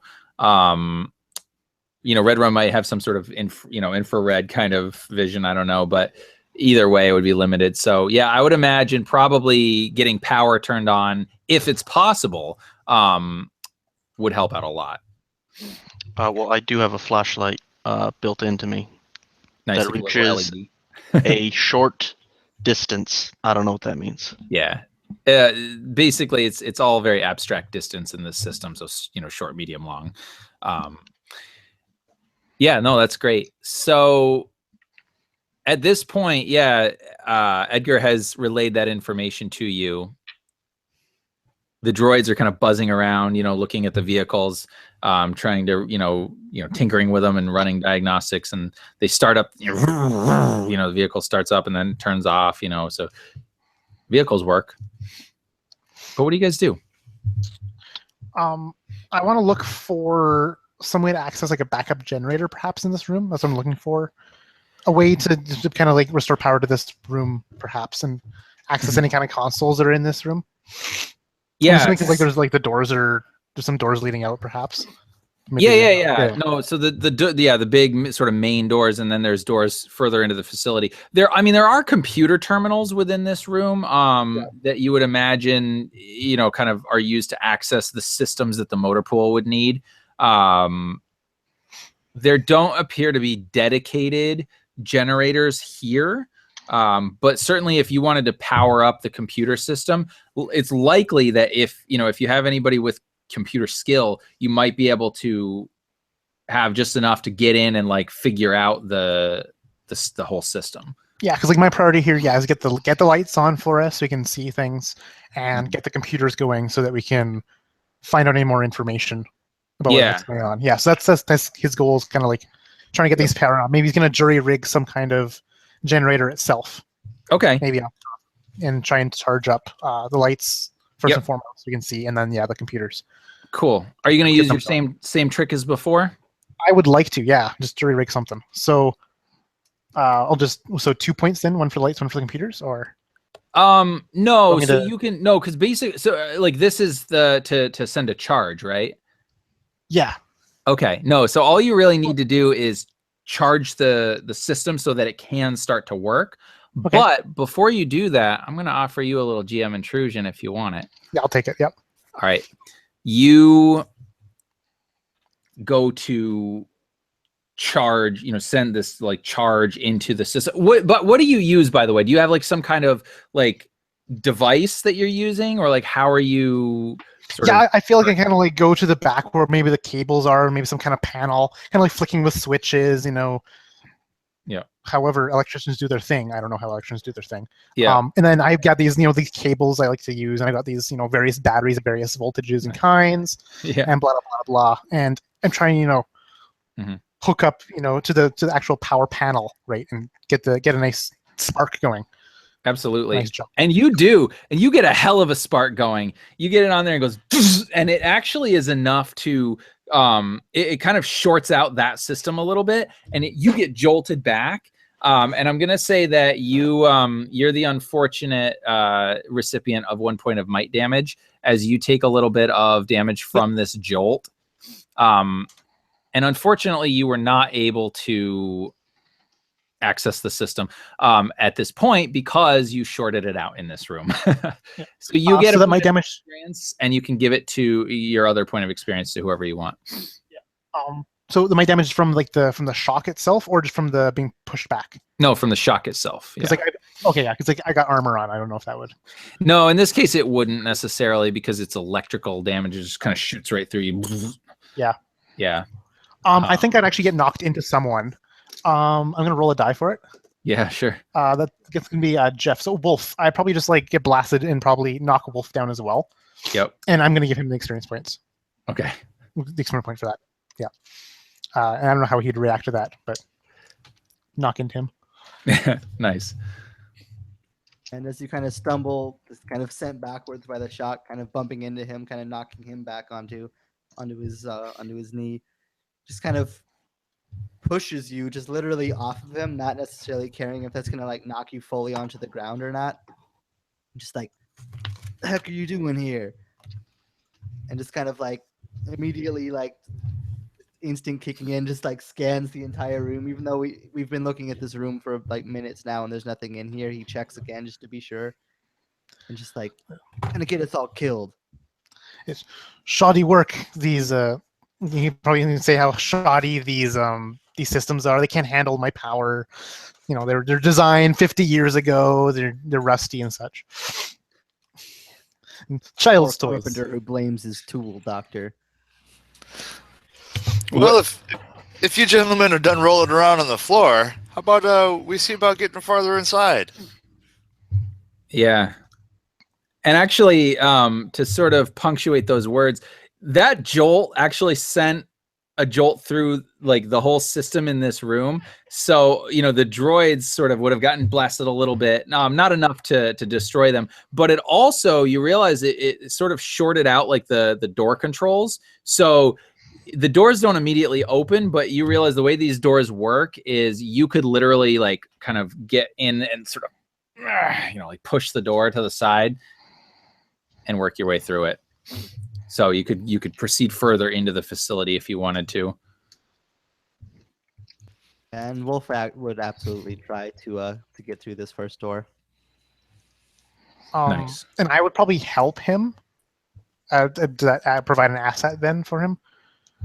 Yeah. Oh, yeah. I mean, like at this point, yeah, you guys don't have to roll, but yeah, you guys could certainly sort of, you know, push it. And I would imagine like maybe Wolf, you know, jumps through first, and you know, Brutag is like kind of holding the door, and he's like, "Come on, guys," you know, sort of get through. Yeah. I may be strong, but I'm not that strong, you know. Yep. Awesome. Yeah, and so like, oh, go ahead. I was just gonna say I definitely zipped through pretty quick, kind of shining the light around, see where we're at this point. Awesome. Not wanting to stray too far from the bigger guns. Mm-hmm. No, definitely. And so you actually, you kind of make it into this sort of central unit. It's sort of like an atrium or whatever, right? Where, you know, there's a desk, like sort of a semicircle desk, and there's a computer panel in here, and then there are a couple of doors off to either side. And behind the computer panel, you actually you see a human figure just kind of slumped over on the desk. I zap him. Okay, you go. Yeah, and I go running over also. Yeah, I think maybe Brutag would kind of like over the comm, like tell him, "No, don't do it." Just as, you know, he does it, kind of thing. Not as a little too late. Yeah. Yeah. Yeah, you and the body kind of, you know, jumps a little bit with your jolt, but it doesn't respond the way that your companions did. And yeah, Edgar, you would have seen this as well, and it seems no response from this jolt. Over. Okay. I jolt him again. The other one needed 2 jolts. Oh, slow down, Red Rum. That might not be helping at this point. Oh. I'm gonna rush up and kind of look the guy over, you know, flip down his little medical visor, kind of get like a diagnostic read up of, you know, any blood pressure or lack of heart rate that maybe you don't even need to do that. You immediately know what this guy's dead, and he's dead because there's no oxygen in the facility. Okay. Keep the suits on, everybody. This man died of asphyxiation. There's no air here right now. So yes, helmets on, chaps. Yeah. Hey, I'm having a thought, guys. Keep your eyes out for like an evacuation map. That should basically provide us with a no computer needed layout. Maybe find us where engineering is. Because we need air on before we're gonna get these lights on. Yeah, and you actually, the way that these facilities are designed, most of the computer terminals can access all of the basic systems. And in fact, in a facility such as this room would likely have access to most of those because, you know, the scientists don't want to have to deal with any of that, right? Like they're dealing with their lab stuff. So either there would be some sort of robot or some sort of, you know, like technician that would be there to make sure that, you know, the air conditioning was on at the right levels and that, you know, the gravity was on at the right levels and they could go in and tweak it. So yeah, it's simple.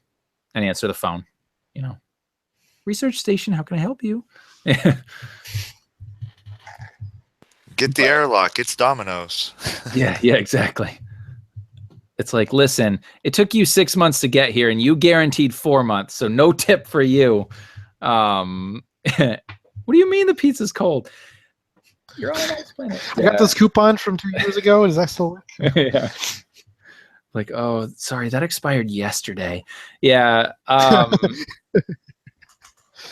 Yeah, somebody would get shot. That would be terrible.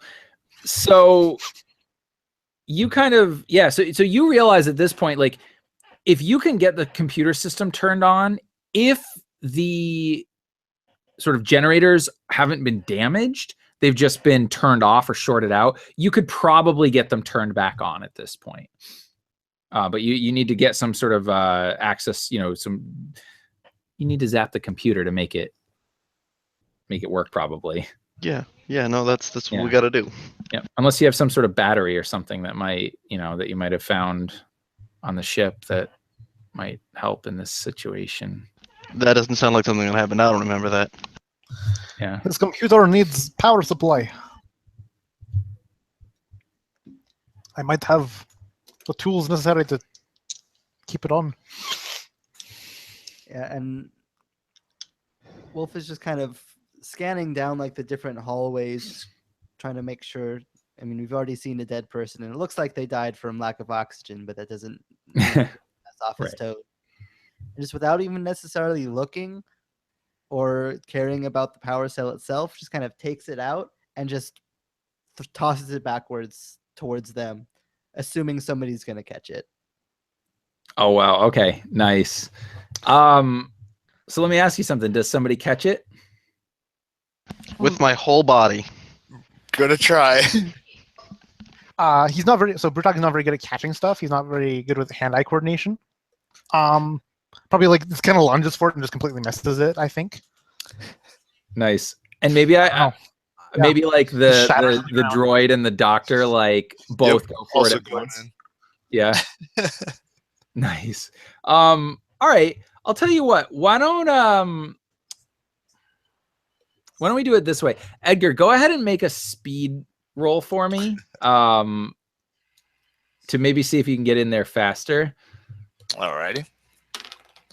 It's 19 on the dice. Okay. What I'm going to say then is you kind of go flying in there and you just sort of muscle, not necessarily muscle weight your way in, but like you kind of, with the reflexes of a surgeon, go in and grab this power supply. And then you kind of come down with it and you sort of look at it. Now, I don't know if you necessarily would know how to use it to power up this computer, but you have it. All right, now that the finer work is done there, Doctor, do you know how to plug this in? Of course. I mean, I think he says he does know how to do it. I don't know if he actually knows how to do it. So this one, you're basically sort of jerry-rigging a power supply to a computer system.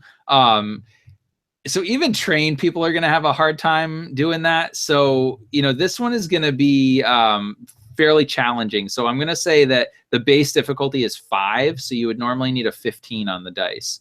Yeah. So I want to use my my skill with machinery. Okay. To help, maybe like spreading out the cables to make sure I don't put it all in one.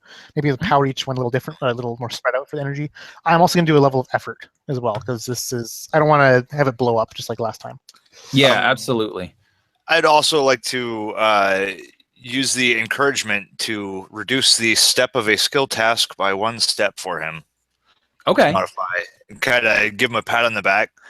Now, I've seen you do crazier things. I mean, for one, we could just look at this giant contraption of glass and metal that you've built into a gun.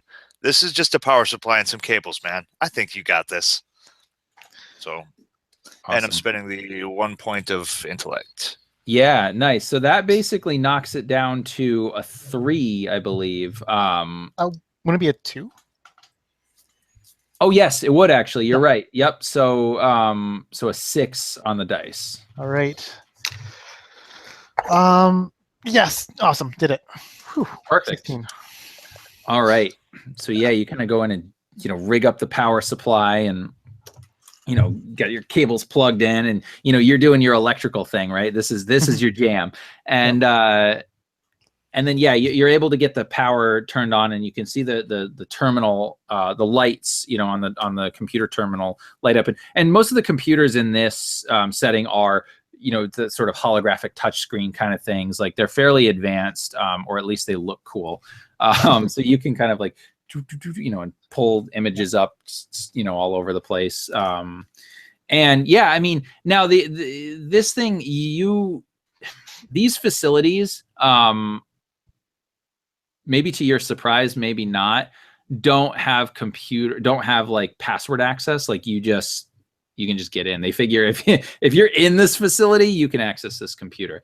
And so at least this one, you can see all the basic functions. Oh, yeah, Windows 107, no good. Yeah. Very old, outdated operating system.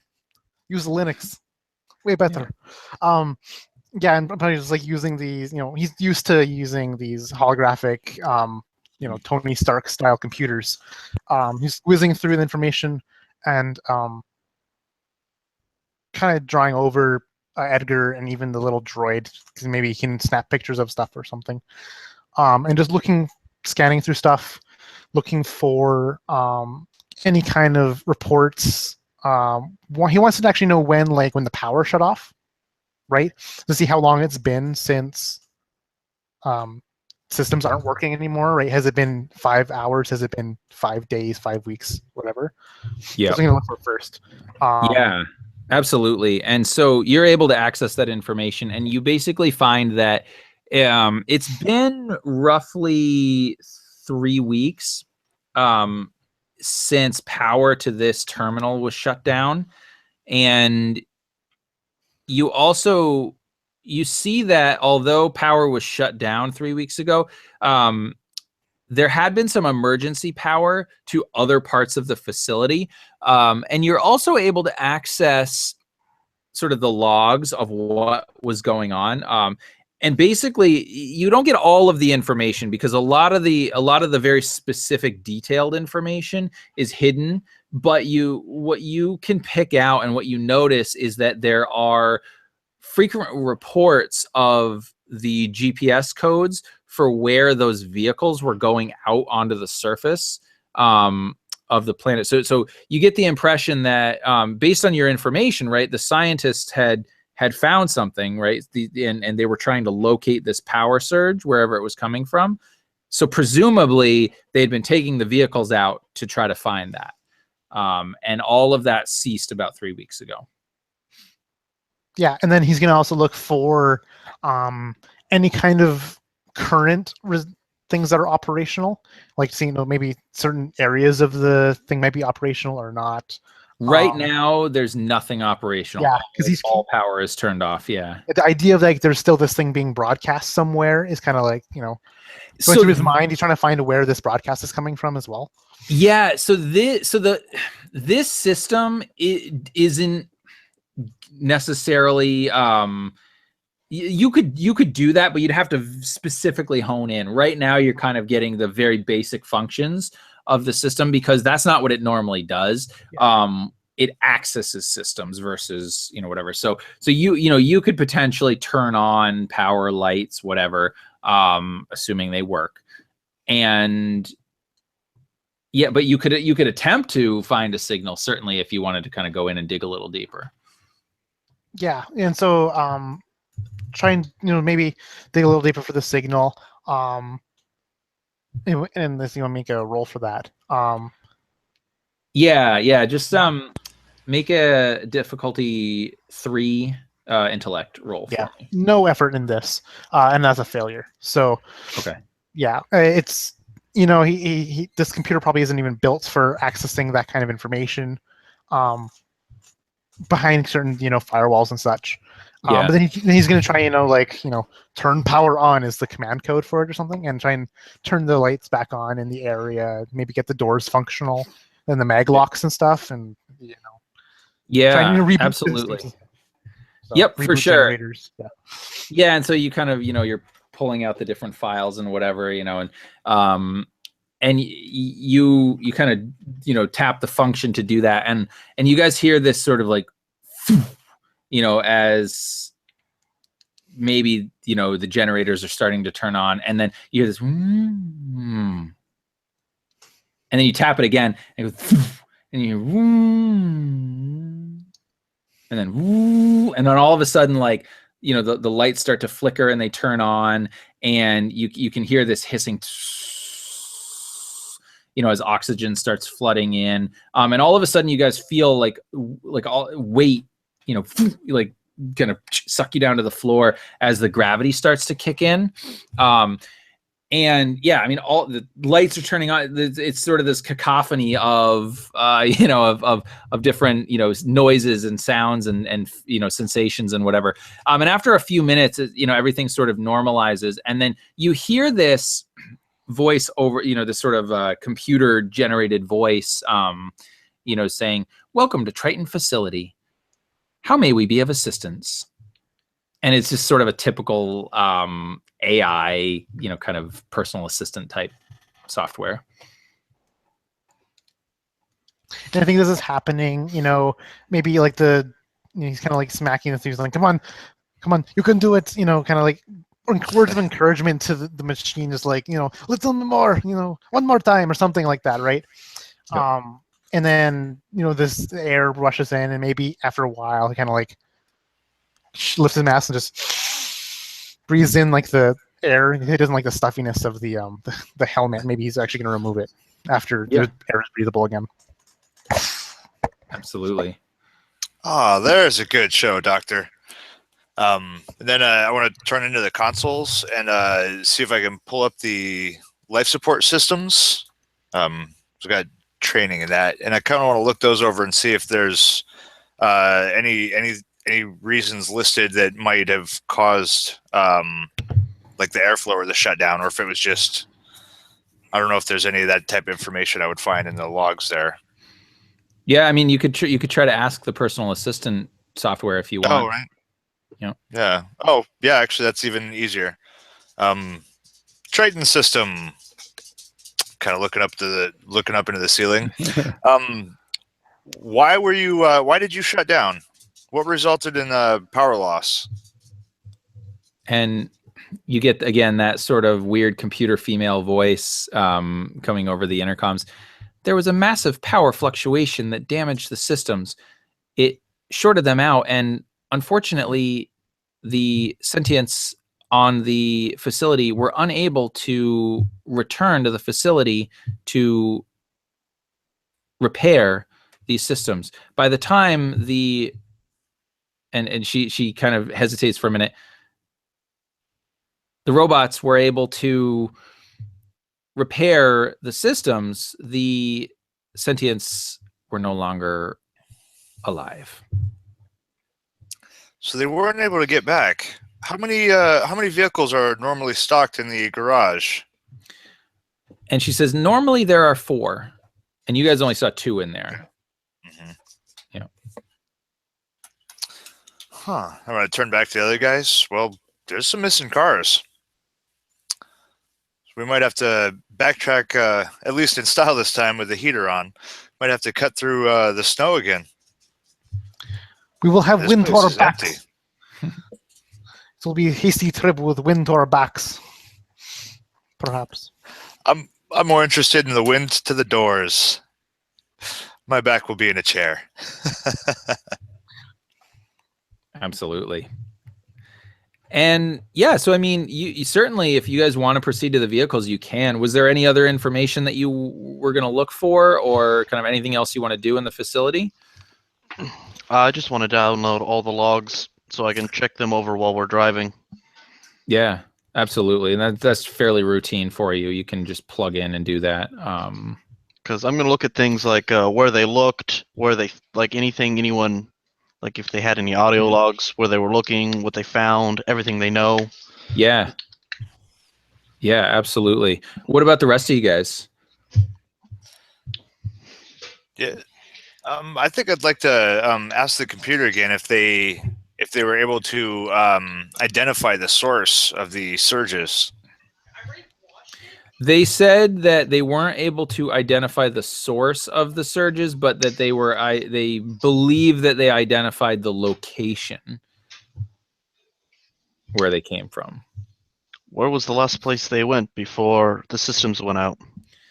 And she basically like gives you this latitude and longitude, just like literally the 30 degrees north and blah blah blah, but yeah, she'll give you the GPS coordinates. Well, that's what I wanted. So good. Mm-hmm. Well, guys, what are you thinking? We want to look through and see if there's anybody still around here, or I'm afraid they might all be just like this fellow here. There's a chance that there's survivors.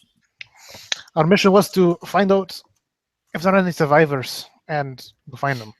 So, yeah. Let's head out. I mean, is the facility equipped with scanners? Can we just scan it for heat signatures? Oh, yeah. Scan what for heat signatures?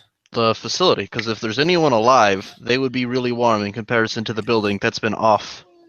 Yeah, you can definitely do that if you want. I guess it depends on whether or not you think that the AI was incorrect in her information. But she basically told you that all of the sentient beings within the facility died. Well, that's before the place went dark, though. Well, yeah. Okay, so yeah, that's fine. Yeah, absolutely. If you want, it'll be just a sort of a difficulty 3, so a target number of 9 intellect task. Okay, last time I got a 19, which means I get my difficulties decreased by 1 for my next task. Okay, fantastic. So then, yeah. So then it's only 2. Yep. And I got an 11, so. Excellent. So you kind of are using the combination of cameras, on infrared mode and sensing equipment and all that. This facility, you are not able to find any heat signatures. You actually do, through the cameras, see other people, but they seem to be in the same condition. There are a couple of people in like a lab. There was a medical lab. There's one in there's a bunch of different like sort of computer stations and sort of labs, right? But they all appear to be dead. There's no signs of life. With all these cameras, then I can probably remember where everything is and remember that where the dead people are by making a map. Yeah, in my computer brain. Yeah, I would say that's fine. You could sort of plot those points. Absolutely. I inform everyone that all of the organics are now inoperable. Figures. Well, let's get on the road then. Nothing left to see here. I could not agree anymore. There's lots of things to see that we haven't seen yet. There's so many things to see in this facility. Well, we'll be back, Red Rum. Oh. Don't worry, you can look around plenty. We're first. We got to go check out these other 2 vehicles and see if we've got any survivors down there. And find the source that took out all of the power. Yep, you'll definitely be back because your ship got damaged. So you're gonna have to figure out how to communicate to get off this place. But absolutely, yeah. So you guys want to kind of get in those vehicles and go out to the GPS coordinates. Okay, fantastic. So yeah, you do. You can kind of get into one of the big ATVs and you plot the little thing in the computer and it automatically starts taking you out and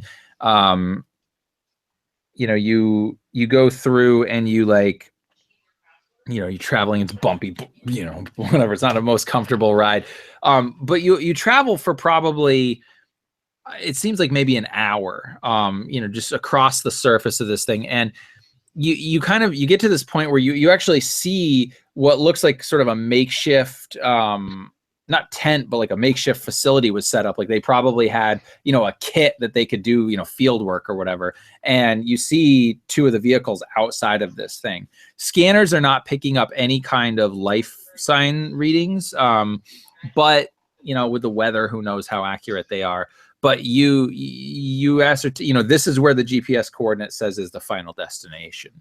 And you're able to pull up basically into this little like tunnel area so that when you get out, you're not exposed to all the elements. But this is one of those things where you would definitely need, you'd want your suits on. That'd be standard procedure. And so as you kind of exit the vehicle and you come out, this not surprisingly, there aren't any like sort of lights on or anything in here. But this sort of prefab building is basically just this large like open room with a bunch of like crates and like drills and all kinds of stuff, and you basically see this this huge hole going down into the ground with like an elevator kind of device that goes down in there. So it looks like probably what was happening was they had been drilling down into the surface, and with all of the equipment and whatever, they made like a makeshift elevator kind of thing that they would have built. And as you kind of like peer down, like it goes down a long, long way. You can't see the bottom. There are some computers and whatever in this area, but it's again, all the stuff is powered off. And it's actually at this moment, as you're sort of standing there, you feel the ground shake a little bit. And then all of a sudden it's like, and you feel this like, just this like electric surge. And you know that now this is a power surge that you're feeling, just this. And it literally like this, almost this force of electricity just washes past you. And you almost get bowled over by this thing. But what it does is it turns on all of the power and the lights and everything in here, at least temporarily. And you hear the elevator go.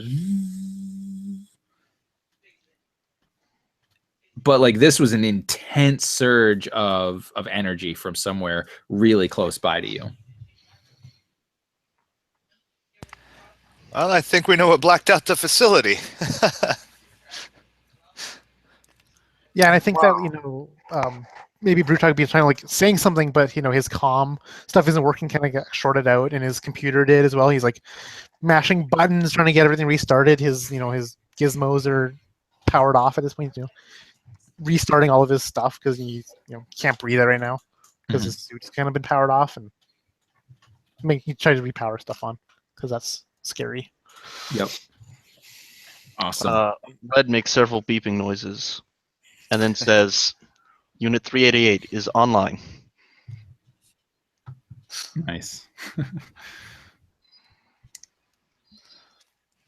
And it seems for right now that answers probably lie at the bottom of this elevator. Hopefully. Yeah, and Wolf kind of going up to the elevator, kind of shining the flashlight on his gun kind of around the corners of it, the light kind of illuminating further, but still not even close enough to reach down. Just kind of eyes towards the group and then towards the elevator. Well, guess it's time to go. No better than standing around.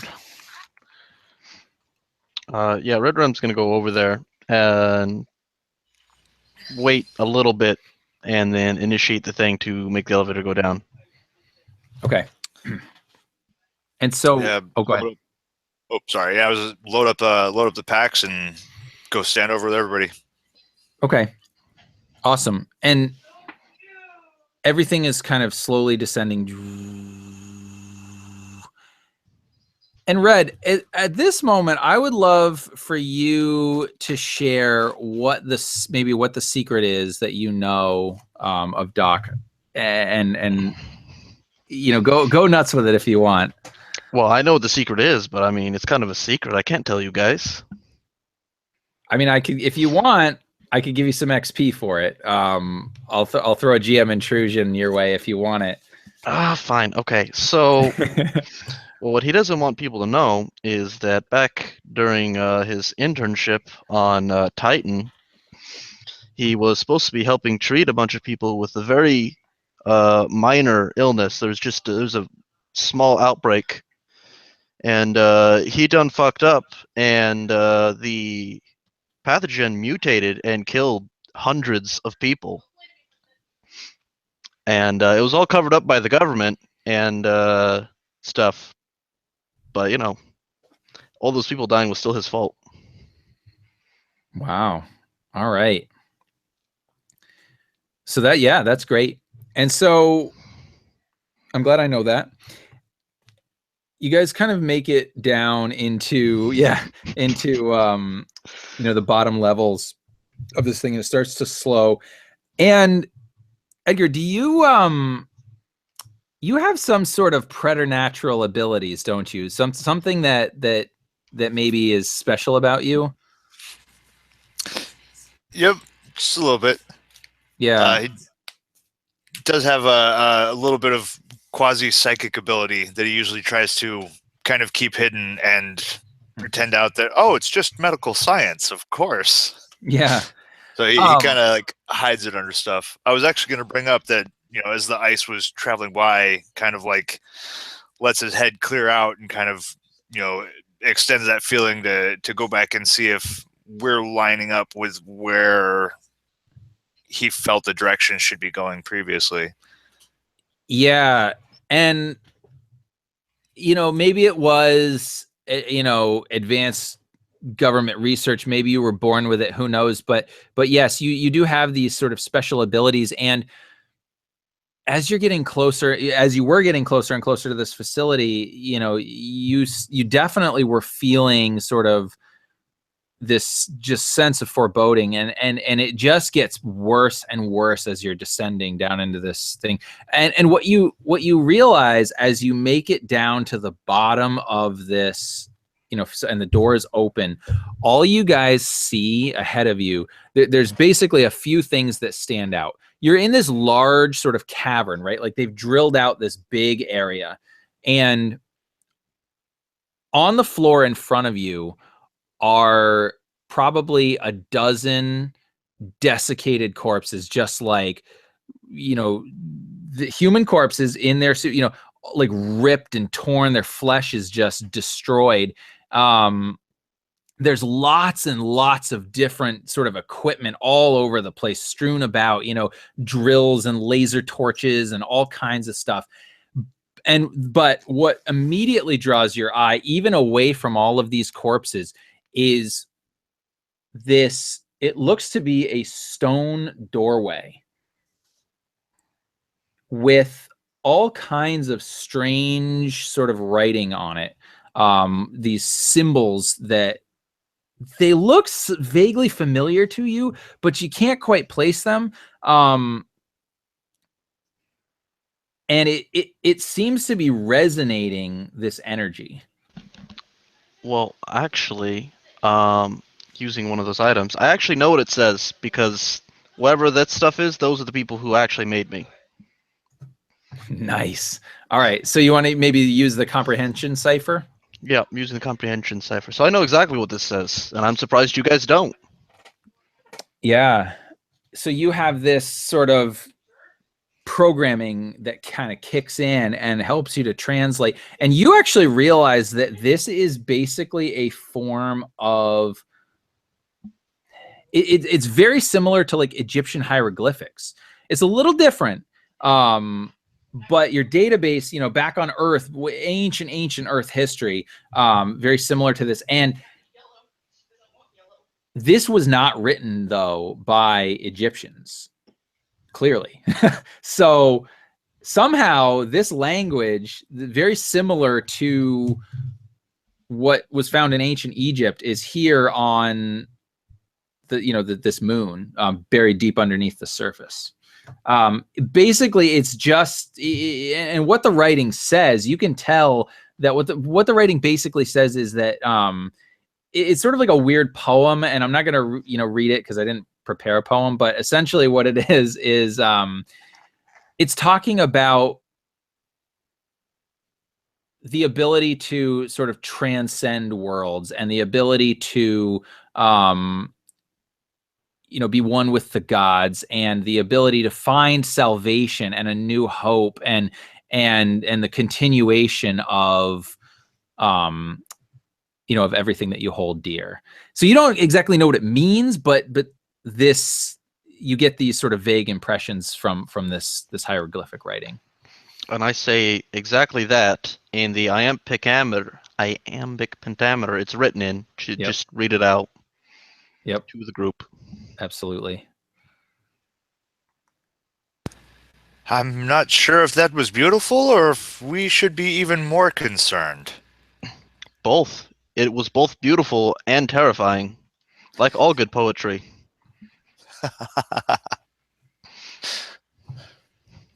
Absolutely.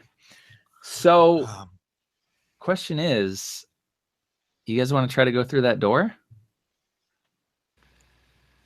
I won't blame you if you say no. I mean, our purpose was to figure out what happened. We know what happened. There was a bad thing that is behind this door and killed them all, probably.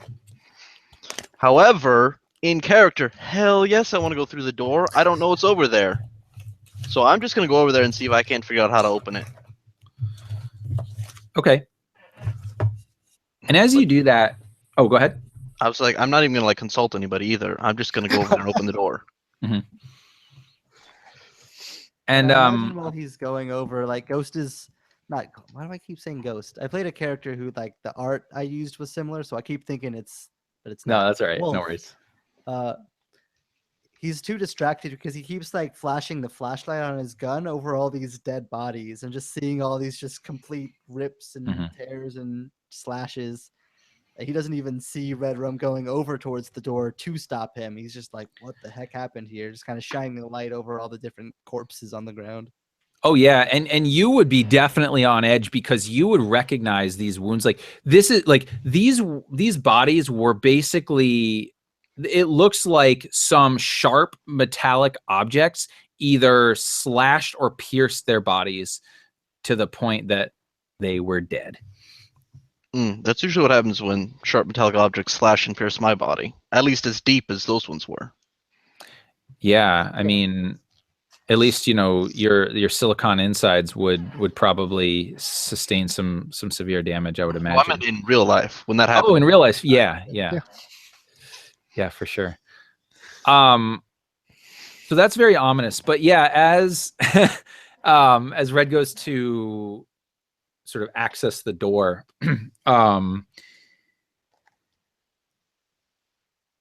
you feel this sort of like pulsing of energy as you get closer and closer to the door. And actually, you're having a hard time because you're a little bit worried that it might short out your circuits.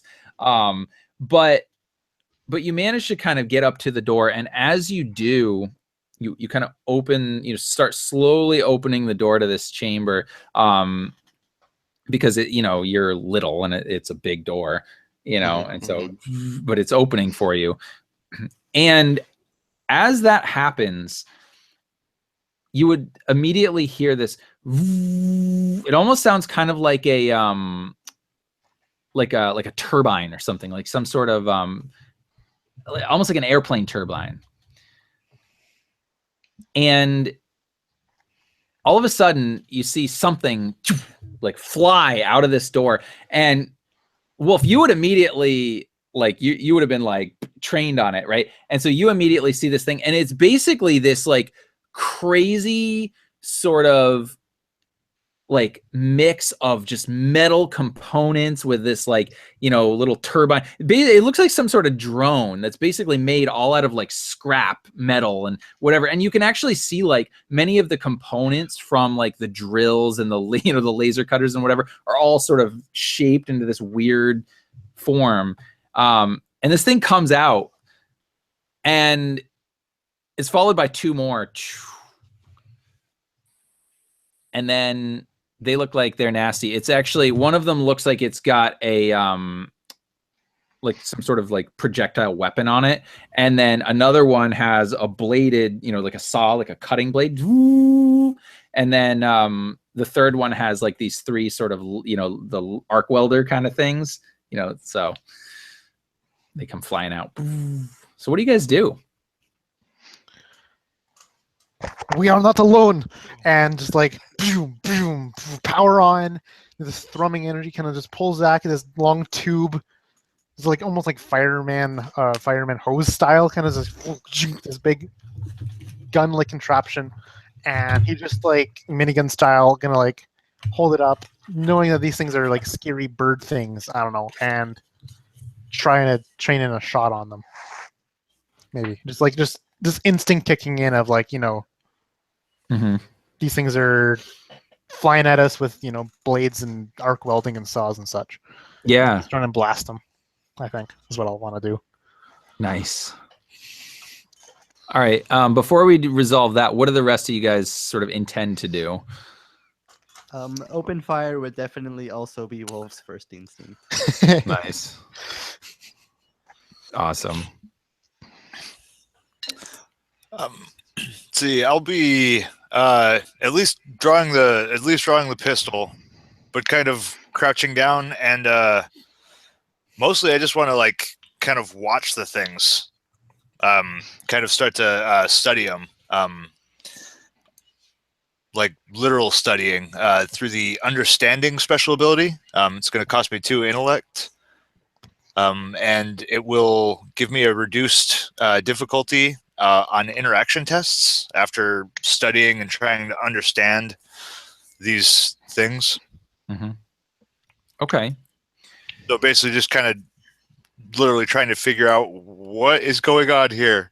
Yeah. While kind of hiding in the corner with a gun. Okay.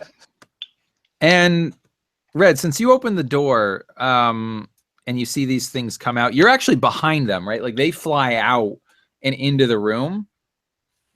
What are you going to do? I'm really drawn before he ignores them and goes to the door, or he turns and scans them. But I decided, to actually be useful, he'll stay and he'll use his scan ability on them. Yeah, absolutely. So, and I believe scan tells like what level they are, right? And yes, I get to know what level it is and whatever facts you think are pertinent about the matter and energy in the area. For example, if they have poison, if they're made out of metal, if they're I could learn if they're mammals, if they were mammals, that kind of thing. Right, yep. So they definitely were not mammals. Space metal mammal bats. Yeah. These are a level 3 creature, Okay. which means that speed defense rolls would be at a 9 for you, a 9 or higher, for you to avoid any attacks from them, or you would have to 9 or higher to hit them. They are, yeah, I mean, they're basically sort of as described, right? They have these like just weird sort of mix of all these different machine parts, but they can sort of hover, and they do have. One of them has a device that looks like it will shoot some sort of missile device, and one of them has what looks like a EMP pulse device. Well, what about the energy they're putting out? Like, is it? It just seems like normal sort of mechanical energy, like sort of picture like a really kind of badass drone that you could go and buy at, Best Buy or something. Like they're just basically scrap metal drones with machine guns and stuff welded onto them. And they do have some sort of internal power source, but it's pretty typical tech for, any robots that you might see. Okay. Very similar to your own, yeah. You get the impression that these were somehow constructed out of the parts that the scientists had brought down here. How they were constructed is another story.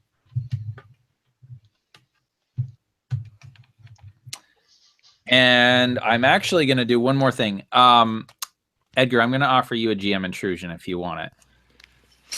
Bring it on. Let's do it. Okay.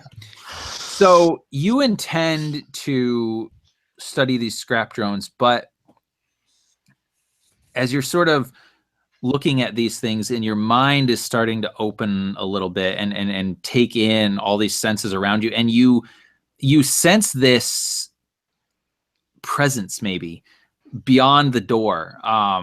It doesn't seem, it seems intelligent, but it doesn't seem sapient. right? So you're not quite sure what it is, but there's an intelligence there, and it becomes aware of you.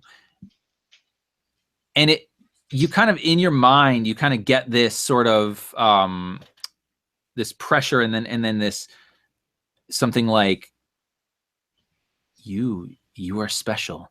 You must come to me. Come beyond the door, and I promise you will see no harm. And you do. Oh, You boy. go, because because you are like, all right, I think that I'm maybe going to get shot or made one of those corpses if I stay here, and my friends with the guns can handle it. So you go beyond the door. Now, I'm going to cut back to the other room real quick, but we will resolve your thing here in just a minute. So based on what you guys are doing, it sounds like combat will ensue. So everybody go ahead and make a speed defense roll for me. If you are trained or have some sort of ability in initiative that gives you a bonus there, obviously that will count, but you're basically looking to beat a 3. Sorry, a 9 on the dice, a 3 difficulty. And I am trained in initiative, so. Okay, so you would have a 6. Wait, you said it's a defense roll though? Nope, it's initiative. Oh, it's initiative. Okay. Yeah. That's an 18, so. Nice. All right. And how about our good Russian doctor? I got a 4, so that fails it by a large margin. He's slow. He's not that flexible, not that fast. Like, it's just, he's big, he's tough. I imagine it takes him a while to get the cannon off of his that's what I think set up. Yeah. All right, excellent. And so, excuse me. I got a 5. I'm not even aware we're gonna fight these things. Yeah. All right. Good deal. So, Wolf, you got 3 scrap drones here looking to tangle with you. Yeah. So his eyes definitely, as they kind of all come into the room, he's kind of scanning each of them with his gun. He comes across the one that has like the actual firearms on it, the ranged weaponry. Yep. And that would definitely be his first priority is that one.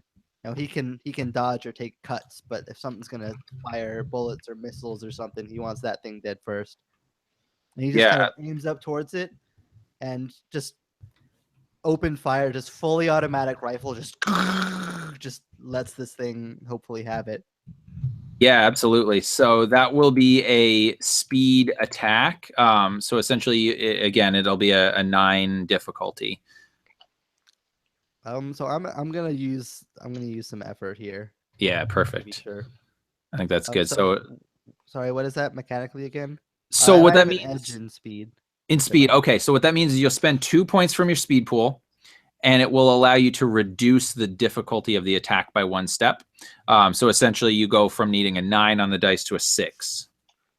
Right. Can you stack effort? So yes, except that at first tier you can't. Okay. You can only use 1 level of effort at first tier, but normally yes, you could. I see. So I'm gonna go for the gusto on this one. I'm actually not gonna use my effort to increase my accuracy. I'm gonna use it to increase my damage if I hit. Okay. And we're gonna hopefully go to town. Yep. Whew, that's an 11. So you do hit. You would have hit either way. That's a heavy weapon. So okay. Heavy weapon for damage. Okay, and so I think it's an additional 3 points of damage. It's 9 damage. Yeah, 9 damage. Okay. Wow. So just a hail of bullets. Just this cavern just echoes with just this roar of gunfire. Yeah. The machine gun just lights this scrap drone up. Yep. So and you see like the first couple of shots seem to like bounce off its armor, but then a couple of them pierce in. This thing is seriously wounded, and it kind of maneuvers down and kind of tries to get out of the way. It is not out completely, but for the moment, it seems to have done a tactical realignment. However, the other 2 drones are here, and your companions are slow or not prepared. And being that you seem to be a threat, they're going to come after you. So I need you to make 2 speed defense rolls for me. Again, both against a 9 on the dice. And I'm trained in speed defense too. Speed defense. So all right, great. So then a 6. Well, the first one's an 18. Awesome. Second one's a 4, but I'm gonna XP and I'm gonna re-roll. Okay. And that's a 5. Yeah. Okay. So you're gonna take 4 points of damage to your might pool as this thing basically hits you with like one of its arc welders. You know, you managed to kind of dodge out of the way of the second one, but yeah, it was, you know, it was pretty brutal. So, but yeah, you kind of managed to not get dead, so that's nice. So, Gorlev, what are you, or Korlev, what are you doing? Brutag. Overcharge! Boom! And just fire this particle cannon-esque thing at just the closest one, whichever one I can, you know, get a shot off first at. Nice, nice. Not really paying paying any kind of tactical heat. Oh, you know, the ranged one or the arc welder one. Now, just one of them. Okay. Yeah, and I'm gonna use my ability that I have just to kind of like overcharge my weapon to do an additional point of damage. I have for the next 10 minutes with this weapon by spending an intellect point. The shock ability. Yeah. And just so you know, the one that Wolf shot at, it had sort of damaged rotors or whatever, so that one, it wasn't as fast. These guys are a little bit speedier, so these guys actually are to overcome their defense, you actually have to do a difficulty of 4, which is a 12 on the dice. So yeah, okay, I'm still just gonna try and fire at one of them as they kind of whiz by Wolf. Just kind of like maybe they pass by me and I just get a shot off, kind of like, boom. And so I'm gonna keep that 18. I'm gonna not spend an experience. Oh, you rolled an 18? I rolled an 18. Yeah. Oh wow! All right, so that's +1 damage, isn't combat, I think it's +2. Actually, let me take a look. I think 17 is a +1. That sounds right.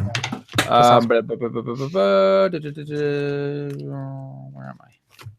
18. Yep. So 2 additional damage, and then another one for your shock ability, right? Yeah. So for a total damage of 7 damage. Okay. 7 like electric damage or whatever, or particle cannon awesome damage. Yeah. Now. Yeah. So kind of like just a big lever, junk, junk, and then kind of the power surges up. The arc reactor works, and Tesla coils fire and such, and then just this blast of lightning, just like careens into it, and just sparks fly, and it kind of gets blasted to the side. Yeah, nice, absolutely. And there's a weird smell in the air because of some weird chemical proton reaction going on. Yeah, and you see this strange tech come to bear, right? I almost sort of picture it as like a way cooler version of what the Ghostbusters have. Yeah. This beam, zoom. Yeah. I feel like it's more like an instantaneous shot, just like pew, right? Yep, definitely. And a weird smell. Ha! It works! You probably exclaim. Nice, yeah, perfect. And this thing basically, this was the one that had the EMP device, so that's nice because he didn't bring that to bear. Excuse me. But let me see. Oh, Jeff, you said you should have had an extra 2 damage. I have a sneak attack from my my murder's description since it hadn't acted yet. So feel free to count it or not if you want to, but I should have done 2 more damage. Yeah, and actually I will count it because 2 more damage would be enough to destroy it. Awesome. So yeah, you basically just blew it to pieces. So there are only 2 scrap drones left. And Red, what are you doing seeing 1 scrap drone dead, one of them seriously injured at this point, and then there's another one with the saw blade that looks like it wants to cut up some fleshy humans. Well, I was going to shoot a little machine control thing at them, but this seems to be in hand, so I'm going to just go through the door. Okay. Awesome. So you go through the door and you see Edgar walking through, and as you go through the door, you're basically presented with this large, just sort of open room. And this, I mean, this does not look like this was cut, based on like how the scientists did this other room, right? Because that was all very rough, and they just basically cut enough room out to be able to maneuver. No, this is like this perfectly, engineered room. And in the center of it is this black disc. Just this, you don't know if it's like glass or some sort of metallic substance, but it almost looks like maybe it's like water. I mean, it's just this completely bizarre material, and it's captivating. And above it, hanging from the ceiling, is another similar disc. Only that one is like much more of like a silver metallic kind of thing. And in between, you see all of these different like lights, just, like little balls of light. And they all seem to have some kind of like symbol on them. And over on the side, you see this big set of machinery is the only thing you can sort of think to call it. I mean, it looks like computer technology, but way more advanced than you've ever, than anything that we have on Earth or in the solar system at this point. And Edgar, this sort of voice in your head says, "You've made the right choice. The prophecies have said that one of your kind will finally return and bring about the return and the renaissance that has been spoken of.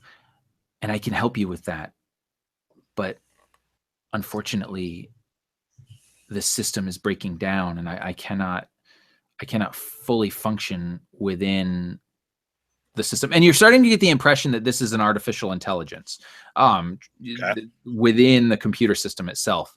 And it says basically, if you were to allow me to somehow inhabit another mechanical device, at least until I can find another system, I could be of much use to you. I could provide lots of information that I think would help you in ways you can't even imagine. Ooh. Having all this like coming through, kind of staring up at all of these lights and just captivated and enthralled by this, quite obvious. I mean, this doesn't look like it was made by man, and just kind of blown away by it. Well, like the weird thing is it actually kind of does. Like, this technology it looks very, very, I mean, this looks like something you guys would build. It's just way more advanced than you've ever seen. At least the computer technology. The disc is just a disc, but it's definitely a material that you're not familiar with. Okay. Does it say this in any way that the robot hears, or is it just psychically in this guy's head? Yeah, you have no idea what's going on. In terms of that. Kind of the wheels turning a little bit, and curious by what could be learned from this, incredibly advanced AI, kind of glances over at the one person that knows something he doesn't want to get out. Mm-hmm. Kind of glances over at Red Rum a bit as he floats in, just kind of musing for a moment. Could I replace him? But not fully wanting to, almost captivated and like enchanted almost by this unfamiliar connection. Yeah. And as you think that, as that thought passes through your brain, you like that, whatever this intelligence is, says, yes, that would work. In fact, if you can get him to plug into the computer system, I can upload into his systems, and yes, that would work. I assure you, he wouldn't be harmed. Just my programming would take over temporarily until I could find a new thing. And what's really weirding you out more so than all of this is that you realize that the way that this thing is communicating with you, it's like your brain is translating it into English, but you realize that it's not English that it's sort of transmitting to you. It's something else. So you don't know how that's happening, but you've kind of had this realization all of a sudden. Oh boy, it's like Wi-Fi interface. Boy, really not sure if I should bring this to everyone else's attention. I feel like I should. There's that part of him, that doctor part, that do no harm, and I think that kind of pushing through just the odd sensation of a computer having a psychic connection. Kind of want to start pushing the thought of what happened to the other life forms here. Did you do that to them? And he says, unfortunately, I don't have as much control over the defenses of this facility as I used to. I do regret that this happened. Yes, though the drones did destroy your kind, your friends, but I assure you I would have prevented it if I could have. Oh. What is your purpose in this installation? What is the purpose of the installation? And it hesitates for a moment, and it says, all of this information can be yours, but I feel that right now there's too much skepticism, there's too much hesitation from you, and I want to prove to you that you have nothing to worry. I'm actually supposed to help you, but I can't do that unless I can get out of this failing system. If you show me this trust, I will make sure that I can help you. And I'm going to actually cut away from your scene for just a minute, because I am curious to see what Red is going to do in this case. Because Red, you would probably pick up on the fact that the doctor is sort of like, I don't know what it would look like necessarily, but he's like in this room and he's paused. He's not like doing anything, and yet something's going on. Oh, he's sleeping. They do that sometimes. What's funny is probably his most likely thing would be to scan and interface with the robot. I mean, that's what he would have done. Okay, so you would probably maybe like, as in, go back out the door and try to with a scrap drone. No, I'm gonna scan the room. There's okay, machinery in the room. You said, right? Yeah. Sorry, I thought you. Yeah, so no problem. Yeah, you could definitely scan the room, and as you're doing that, your scanners basically, like, I mean, they cannot comprehend what this technology is. However, what's interesting is because you had that cipher that allowed you to comprehend these languages, you somehow you were putting together these things. You actually notice that among the patterns and the symbols on that sort of disc, a couple of them you recognize as like those sort of hieroglyphic symbols, and one of them looks like what you would know as Egyptian hieroglyphics. Okay. The database is basically coming back saying this is a symbol that was used on Earth in ancient Egypt, in ancient Egyptian script. All right, but what does the symbol mean? It's basically just a symbol for, it's like a pyramid symbol. So it basically, you get the impression that it is like a landmark. Oh. Yeah. Okay. This is a landmark. Great. Yep. And you said there's a machine over there? Yeah, there's a computer terminal. Very, very advanced computer terminal from what you understand.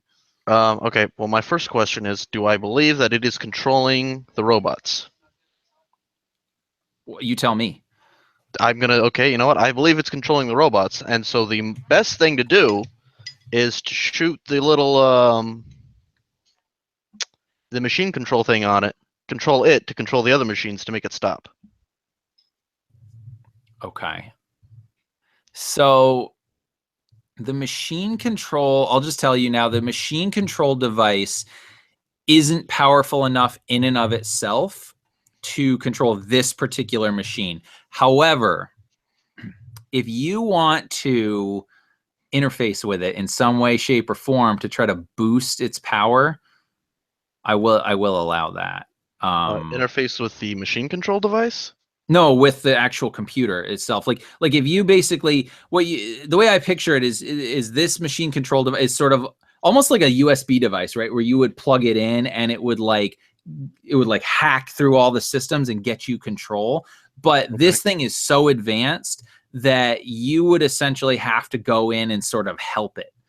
Okay, well, that's fine. That's what I'll do. I mean, I have no idea that this thing wants to possess me, so. Okay, yep. So let me find my thing here. But yeah, so essentially that's what you're going to do, though, is you're going to try to go in kind of with the intention ultimately of saying, hey, cut the shit and stop attacking my friends. Well, I wouldn't say the word friends. I'd say the organics assisting me. I gotcha. So go ahead. As soon as you plug into this thing, make an intellect defense for me. Is that just roll intellect? Well, so yeah, so essentially you're gonna roll your d20, right? This is a level 5, so you need a 15 on the dice or higher. But if you want to spend any effort, it would come from your intellect pool. Okay, but I can only spend 1 effort, right? Right. Yep. Well, not only will I spend 1 effort, but being something that lives in silicon, my defenses are 1 higher. Okay, fantastic. So basically we'll knock it from a 5 to a 3. Yeah. So you need a 9 or higher on the dice. Well, I got a 20, so screw you guys. I didn't even need that stuff. Oh, wow, you got a natural 20? Yeah. Okay. So this is what happens. You feel something. As soon as you plug into the computer, you feel something try to essentially download or upload software into your systems, and you're able to repel that sort of upload. You're able to stop it, right? You know, all the internal sort of counter hacking, whatever. But you also gain access to this computer system. It's very, you almost like took the information that it was putting into you and kind of learned from it and threw it back at the computer system. And you have nominal control, at least for right now, over the computer system. A lot of the stuff that it can do, you cannot comprehend at all. But you can certainly turn off those scrap drones if you want. All right, or, I have them just power down and go to the ground. And then I try to talk to this robot thing. You want to communicate with it? Yeah, I probably will. Okay, so before you do that, I'm going to cut back out to, to our poor unfortunate guys out there. Yeah, Wolf. What you see the remaining drones power down, and they just fall to the ground, clank. You know, all of a sudden. What do you do? Load on both of them, anyways. Yeah. These things power down, but that doesn't mean they're going to stay down, and I'm making sure they're going to stay down. So it's another hail of rapid fire machine gun ammo, and just tear both of these things to shreds on the ground. Awesome. Okay, great. Yeah, so you do so. Connor, how about you? Yeah, I think that, immediately seeing them power down, kind of like, oh, it works, he's kind of disappointed that he doesn't get another shot in. We kind of like, he takes like, the full, kind of 5 minutes or whatever to like, okay, power off, make sure that the energy doesn't like dissipate too rapidly, kind of like slowly let it leach back into batteries and roll this tube back up. And it takes a whole while to do so. Okay. But, he's kind of like cursing in his breath, like, I want to use it more. No. Nice. And so you guys realize that this room that you're in, this sort of outer chamber or whatever, there doesn't seem to be any more threat in here. But the door to wherever that goes is open at this point. And your two friends went in there. Are you going to proceed into the room, or do you want to stay out here? I think that Gorlov would kind of inspect these robots more thoroughly now that they're unmoving and not trying to saw his face off. Yeah. Yeah, and like kind of look at the power they have. Maybe purposely pull out the power supply of it so they don't animate again. Yep. Kind of just looking at the machinery, like I'm like, okay, is it cobbled together, through some intent, or is it some kind of weird super tech kind of holding them together? Yeah, So, no, and you actually would notice that it's not super tech that's holding them together, but what you realize, your scientific mind, as you're observing everything, you realize that probably what happened was somehow the machine equipment that was in this facility was empowered to essentially cobble all of these things together, because there's all kinds of stuff, right? There's saws, there's welders, there's everything, right? So either somehow the people that were in here did it, which is unlikely, or something else caused the machines to basically build and construct these drones. yeah, I probably see the scuff marks maybe on certain metal parts as actually literally drag themselves across the ground to assemble themselves or something. Using my analytical mind and my decipher ability I have as a more sciencey type. And yeah, I'm just Sherlock Holmes style piecing the clues together and discovering this. And I'll probably relay that to Wolf's no, nobody built these. They built themselves kind of thing. That's his conclusion, at least this part. And he kind of a little more on guard, maybe having the pistol he has at his side ready. It's not nearly as flashy, I know, but making sure that nothing else starts to cobble itself together in the near future, kind of keeping an eye on stuff. Yeah, and as he kind of explains that, Wolf just responds, I don't care how they got built, I'm making sure they're staying unbuilt. And he kind of approaches towards the hallway, and he doesn't go all the way through, but I'm actually going to use one of my abilities. I'm going to use an intellect point to use Overwatch. Yep. Basically, if anything from either side of the hallway that's hostile comes in, he's just he's ready and waiting. Absolutely. All right, so you're going to sort of stand point. So as you're doing that, and yeah, and you're searching around and doing your thing. Back inside this chamber, the good doctor at this point would fall to his knees with holding his head. He's in pain because you're getting this just where all of a sudden you felt this maybe kind of manipulative. You're not quite sure, whatever. You were building this rapport, but now this thing, it seems like it is trying to repel something, and it's not trying to repel you, but you're sort of getting this almost backlash from it, right? And you kind of look over and you see that Red is plugged into the computer and seems to be interfacing with it, and you have just this overwhelming desire to stop him, whack him, do something but you're not forced to do it. But man, you're getting this help me, right? And just over and over again. And Red would be sort of getting this same, only it would be either the blinking lights or digitally. You would know that there is an intelligence within this computer system, and it's saying help me to somebody. Oh, Yeah. Well, I ask it, what does it need? Ask it what's wrong. And before it responds, I'm curious to see what Edgar does. Well, there's a part of him that's yeah, I totally just loaded up into Red, but he does have a lot more of a rapport with Red, with our little R3.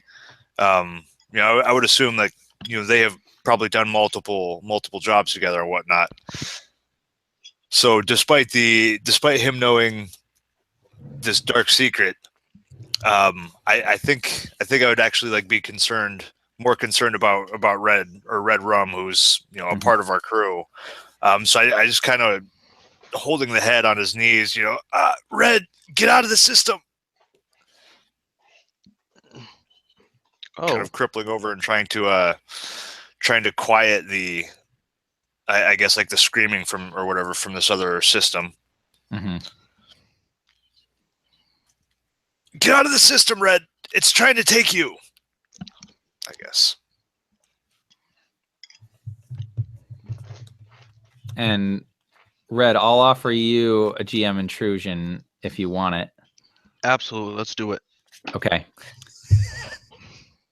You are distracted by your friend here for a minute, and just, you know, just kind of this fleeting distraction, but you're looking over and you're like, get out of the system. Like, what? I'm about to get all this information. This is great. And then all of a sudden, like, it's like this brute force, like digital attack, you know, and it busts through your defenses. And all of a sudden you feel this sort of new consciousness within your circuitry, right?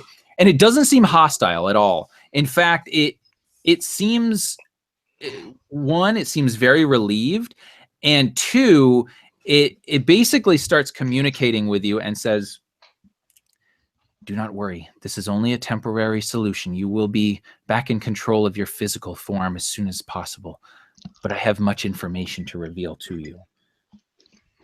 And essentially you're taken over by this thing, not completely, but you do have a lot of foreign kind of data and information, and it says, I believe it is time to reveal the purpose and the origins of you and your friends.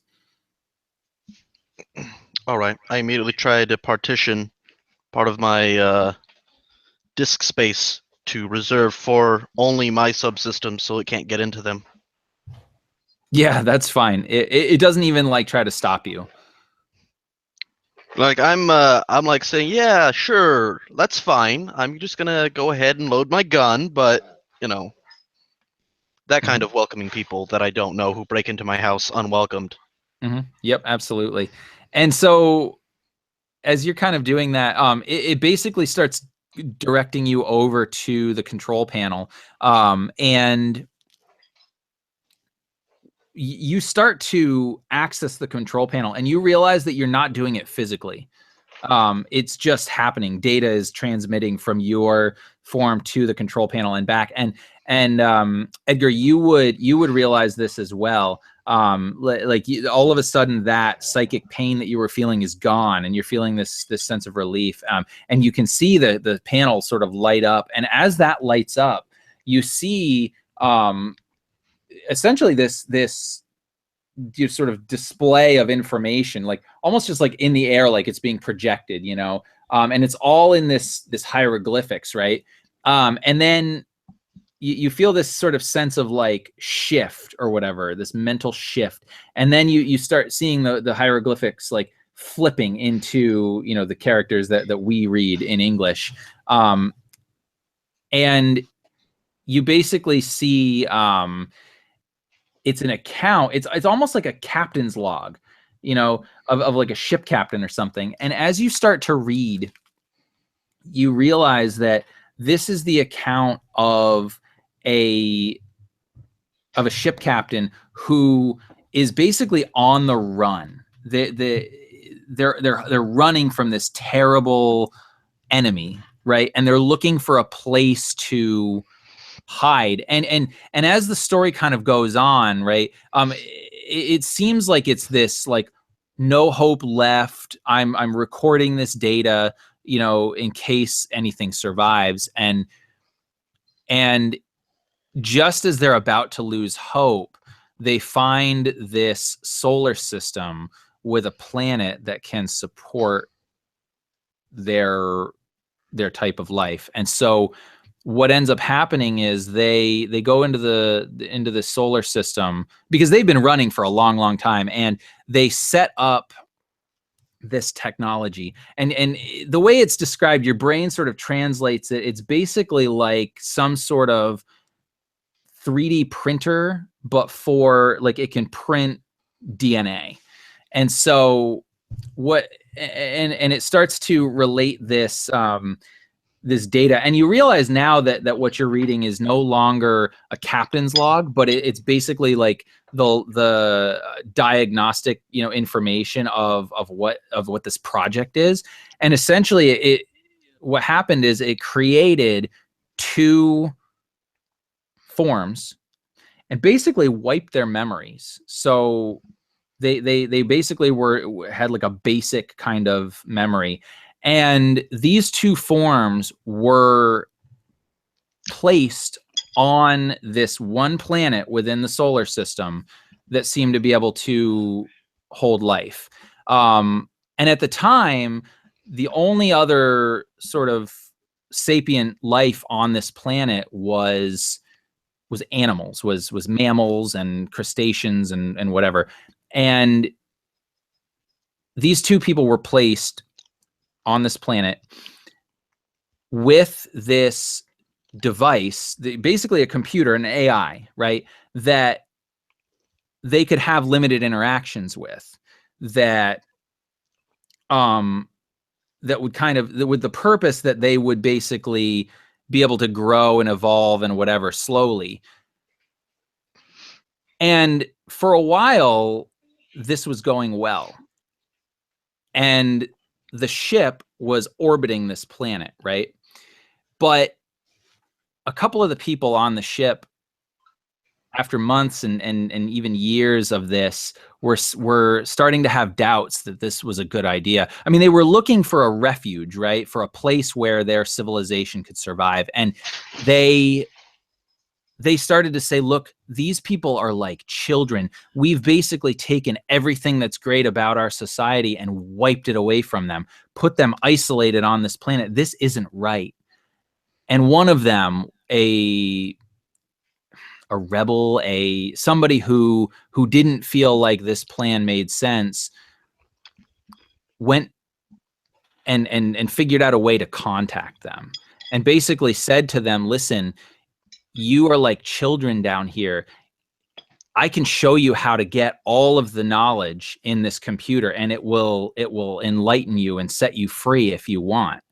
All you have to do is take this device and, pop it into a, whatever. Basically, it's like, a computer thing, plug it in here, and it will download all of the information of our civilization into your brain. And you can probably guess what happens next. There was a male and a female, and the female decides she's going to do it. She thinks that by attaining this enlightenment, that somehow this will make things better for her and her mate. And so she does. And all of a sudden, they have this tremendous knowledge of just millennia, millennia upon millennia of advance and, technological whatever. And it's at this moment that the captain of the ship realizes kind of what happened. And he realizes the danger that this posed, because the whole purpose of doing this was so that they would start a new civilization, but not one so technologically advanced that their enemies could find them. And so he takes the computer back and he leaves. And that's really the end of the story. But he didn't want to abandon them completely, because should the war end and this civilization survive, they wanted to be able to bring them back into, the host civilization, so to speak. And so they created a device many years later, not right away, but they came back and they visited the planet again. And within the Great Pyramids in what became Egypt, they placed this device, which would allow them to, should they ever need to, have instantaneous access and travel. And they placed another one here at the edge of the solar system, so that if it was too dangerous, they would at least be able to get into the solar system and see what was going on. And so both you, Edgar, and Red, this information is just, like, you're taking this all in, and you realize that device, that those discs are basically a teleportation device that would teleport you to presumably deep underneath the Great Pyramid in Egypt, and that the origins of human civilization, the genesis of the Bible, essentially, was nothing more than the hoped for survival of the human race, a highly advanced old race civilization that was on the run from some kind of enemy. And that essentially is the end of the information that it provides you there, but it gives you the knowledge of how to use this device should you want to. So, what do you do with that? Wow.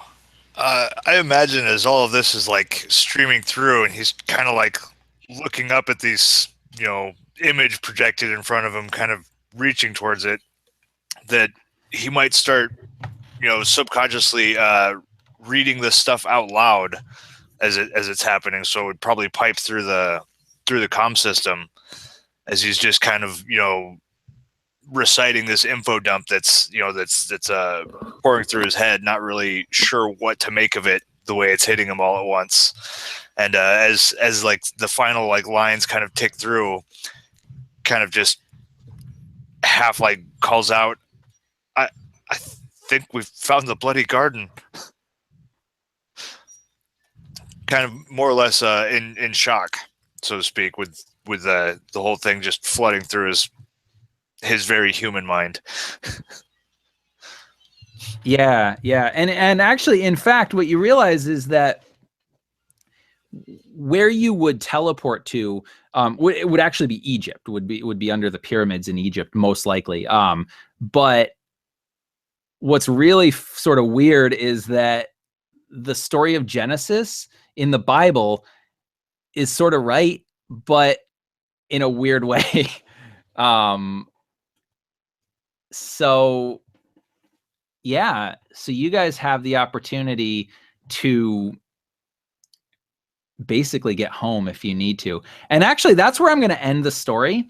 But what I'm going to do is allow you guys to kind of do any sort of outro scene for your character that you would like. I would imagine that Wolf and Bartov would have both been brought into, Brutag would have been brought into, the fold at this point.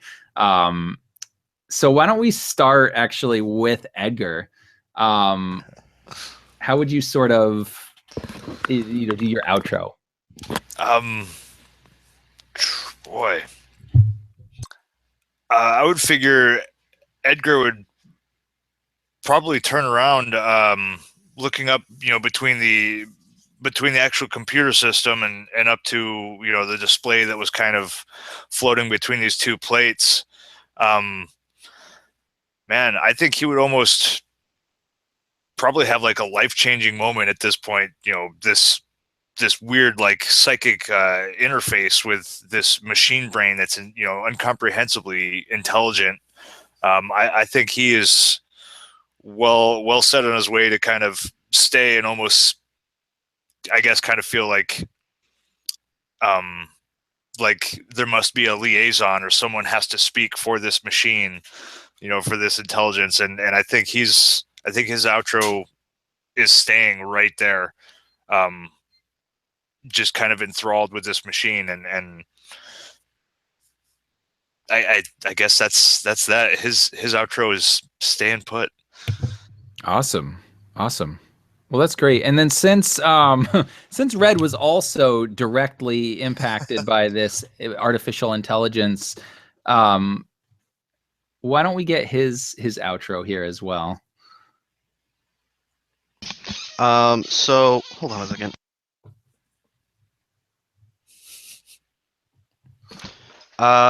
Sorry, my dog was playing with his toy and he's being really loud. No worries. So, well, basically what Red Worm wants to do is get complete control of himself back, but also not let this artificial intelligence escape so that he can rip all of its knowledge from it. And then he's going to go around still trying to learn everything there is to know because for some reason his memory banks are infinite. Absolutely. Awesome. And how about Brutag? I want to skip like 5-10 years in the future for my outro. I imagine perhaps like this is like the last kind of like the last the next step in humanity itself is discovering this just like Promethean technology of, you know, on underneath the pyramids on Neptune's moon, and in a strange twist of fate, Brutag Gorlov, this doctor, his technology he has crafted, invented with this particle cannon, is the most identical thing to this advanced technology of the systems and their you know particle wave duality kind of mumbo jumbo for teleportation and stuff. And so he, you know, reluctantly is just this head of research, head of understanding this new technology and seeing like how can we as a race use this to move forward and become an interstellar race perhaps. And yeah, like he's no longer dressed in like combat uniform. He's, you know, got this suit or something. It's kind of tight on him. The tie looks very awkward on him. Head, you know, his hair is, you know, clean. His face clean shaven. It just looks very different from the Brutag we saw, you know, 10 years ago on Neptune's moon. And, you know, he's been humbled by, he thought he was one of the smartest people, you know, of humans, and he's barely a pawn now in the cosmos of things. And that's my outro. Awesome. Yeah, and finally, Wolf. So I'm actually going to throw it back to present time Mhm. for this one. Everyone else has gone through the portal already, presumably to Egypt, the only way off of this planet that we know of. But Wolf is still in the chamber, kind of standing over kind of idly by the computer. And his voice starts to go through his communicator, but it's not to his comrades, it's to somebody else.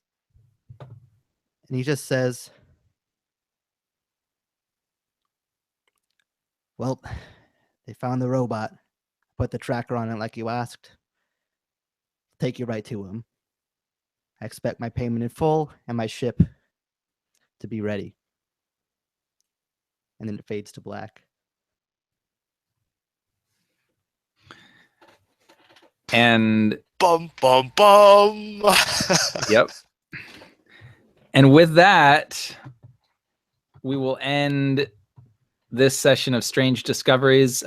This was a Cypher system one-shot, as I said. Hopefully you guys, anybody who might end up watching this, will realize just how simple this system is and how easy it is to facilitate a great story. I wanted to thank all of you guys for bringing some really cool characters, and I do hope that this was fun for you as well. I especially want to thank Jeff. This was ultimately actually his ending to his Fate one-shot, just slightly reimagined. And of course, I wouldn't expect anything less. He actually added probably the best twist at the very end to really make it, you know, super dynamic and cool. So thank you for that. Anybody who watches, go check out Encounterbalance, check out Remnants. It's the Fate Accelerated one-shot. That's where this was inspired from. So that was really cool. And I will be signing off, but definitely hope to run some more Cypher System in the future.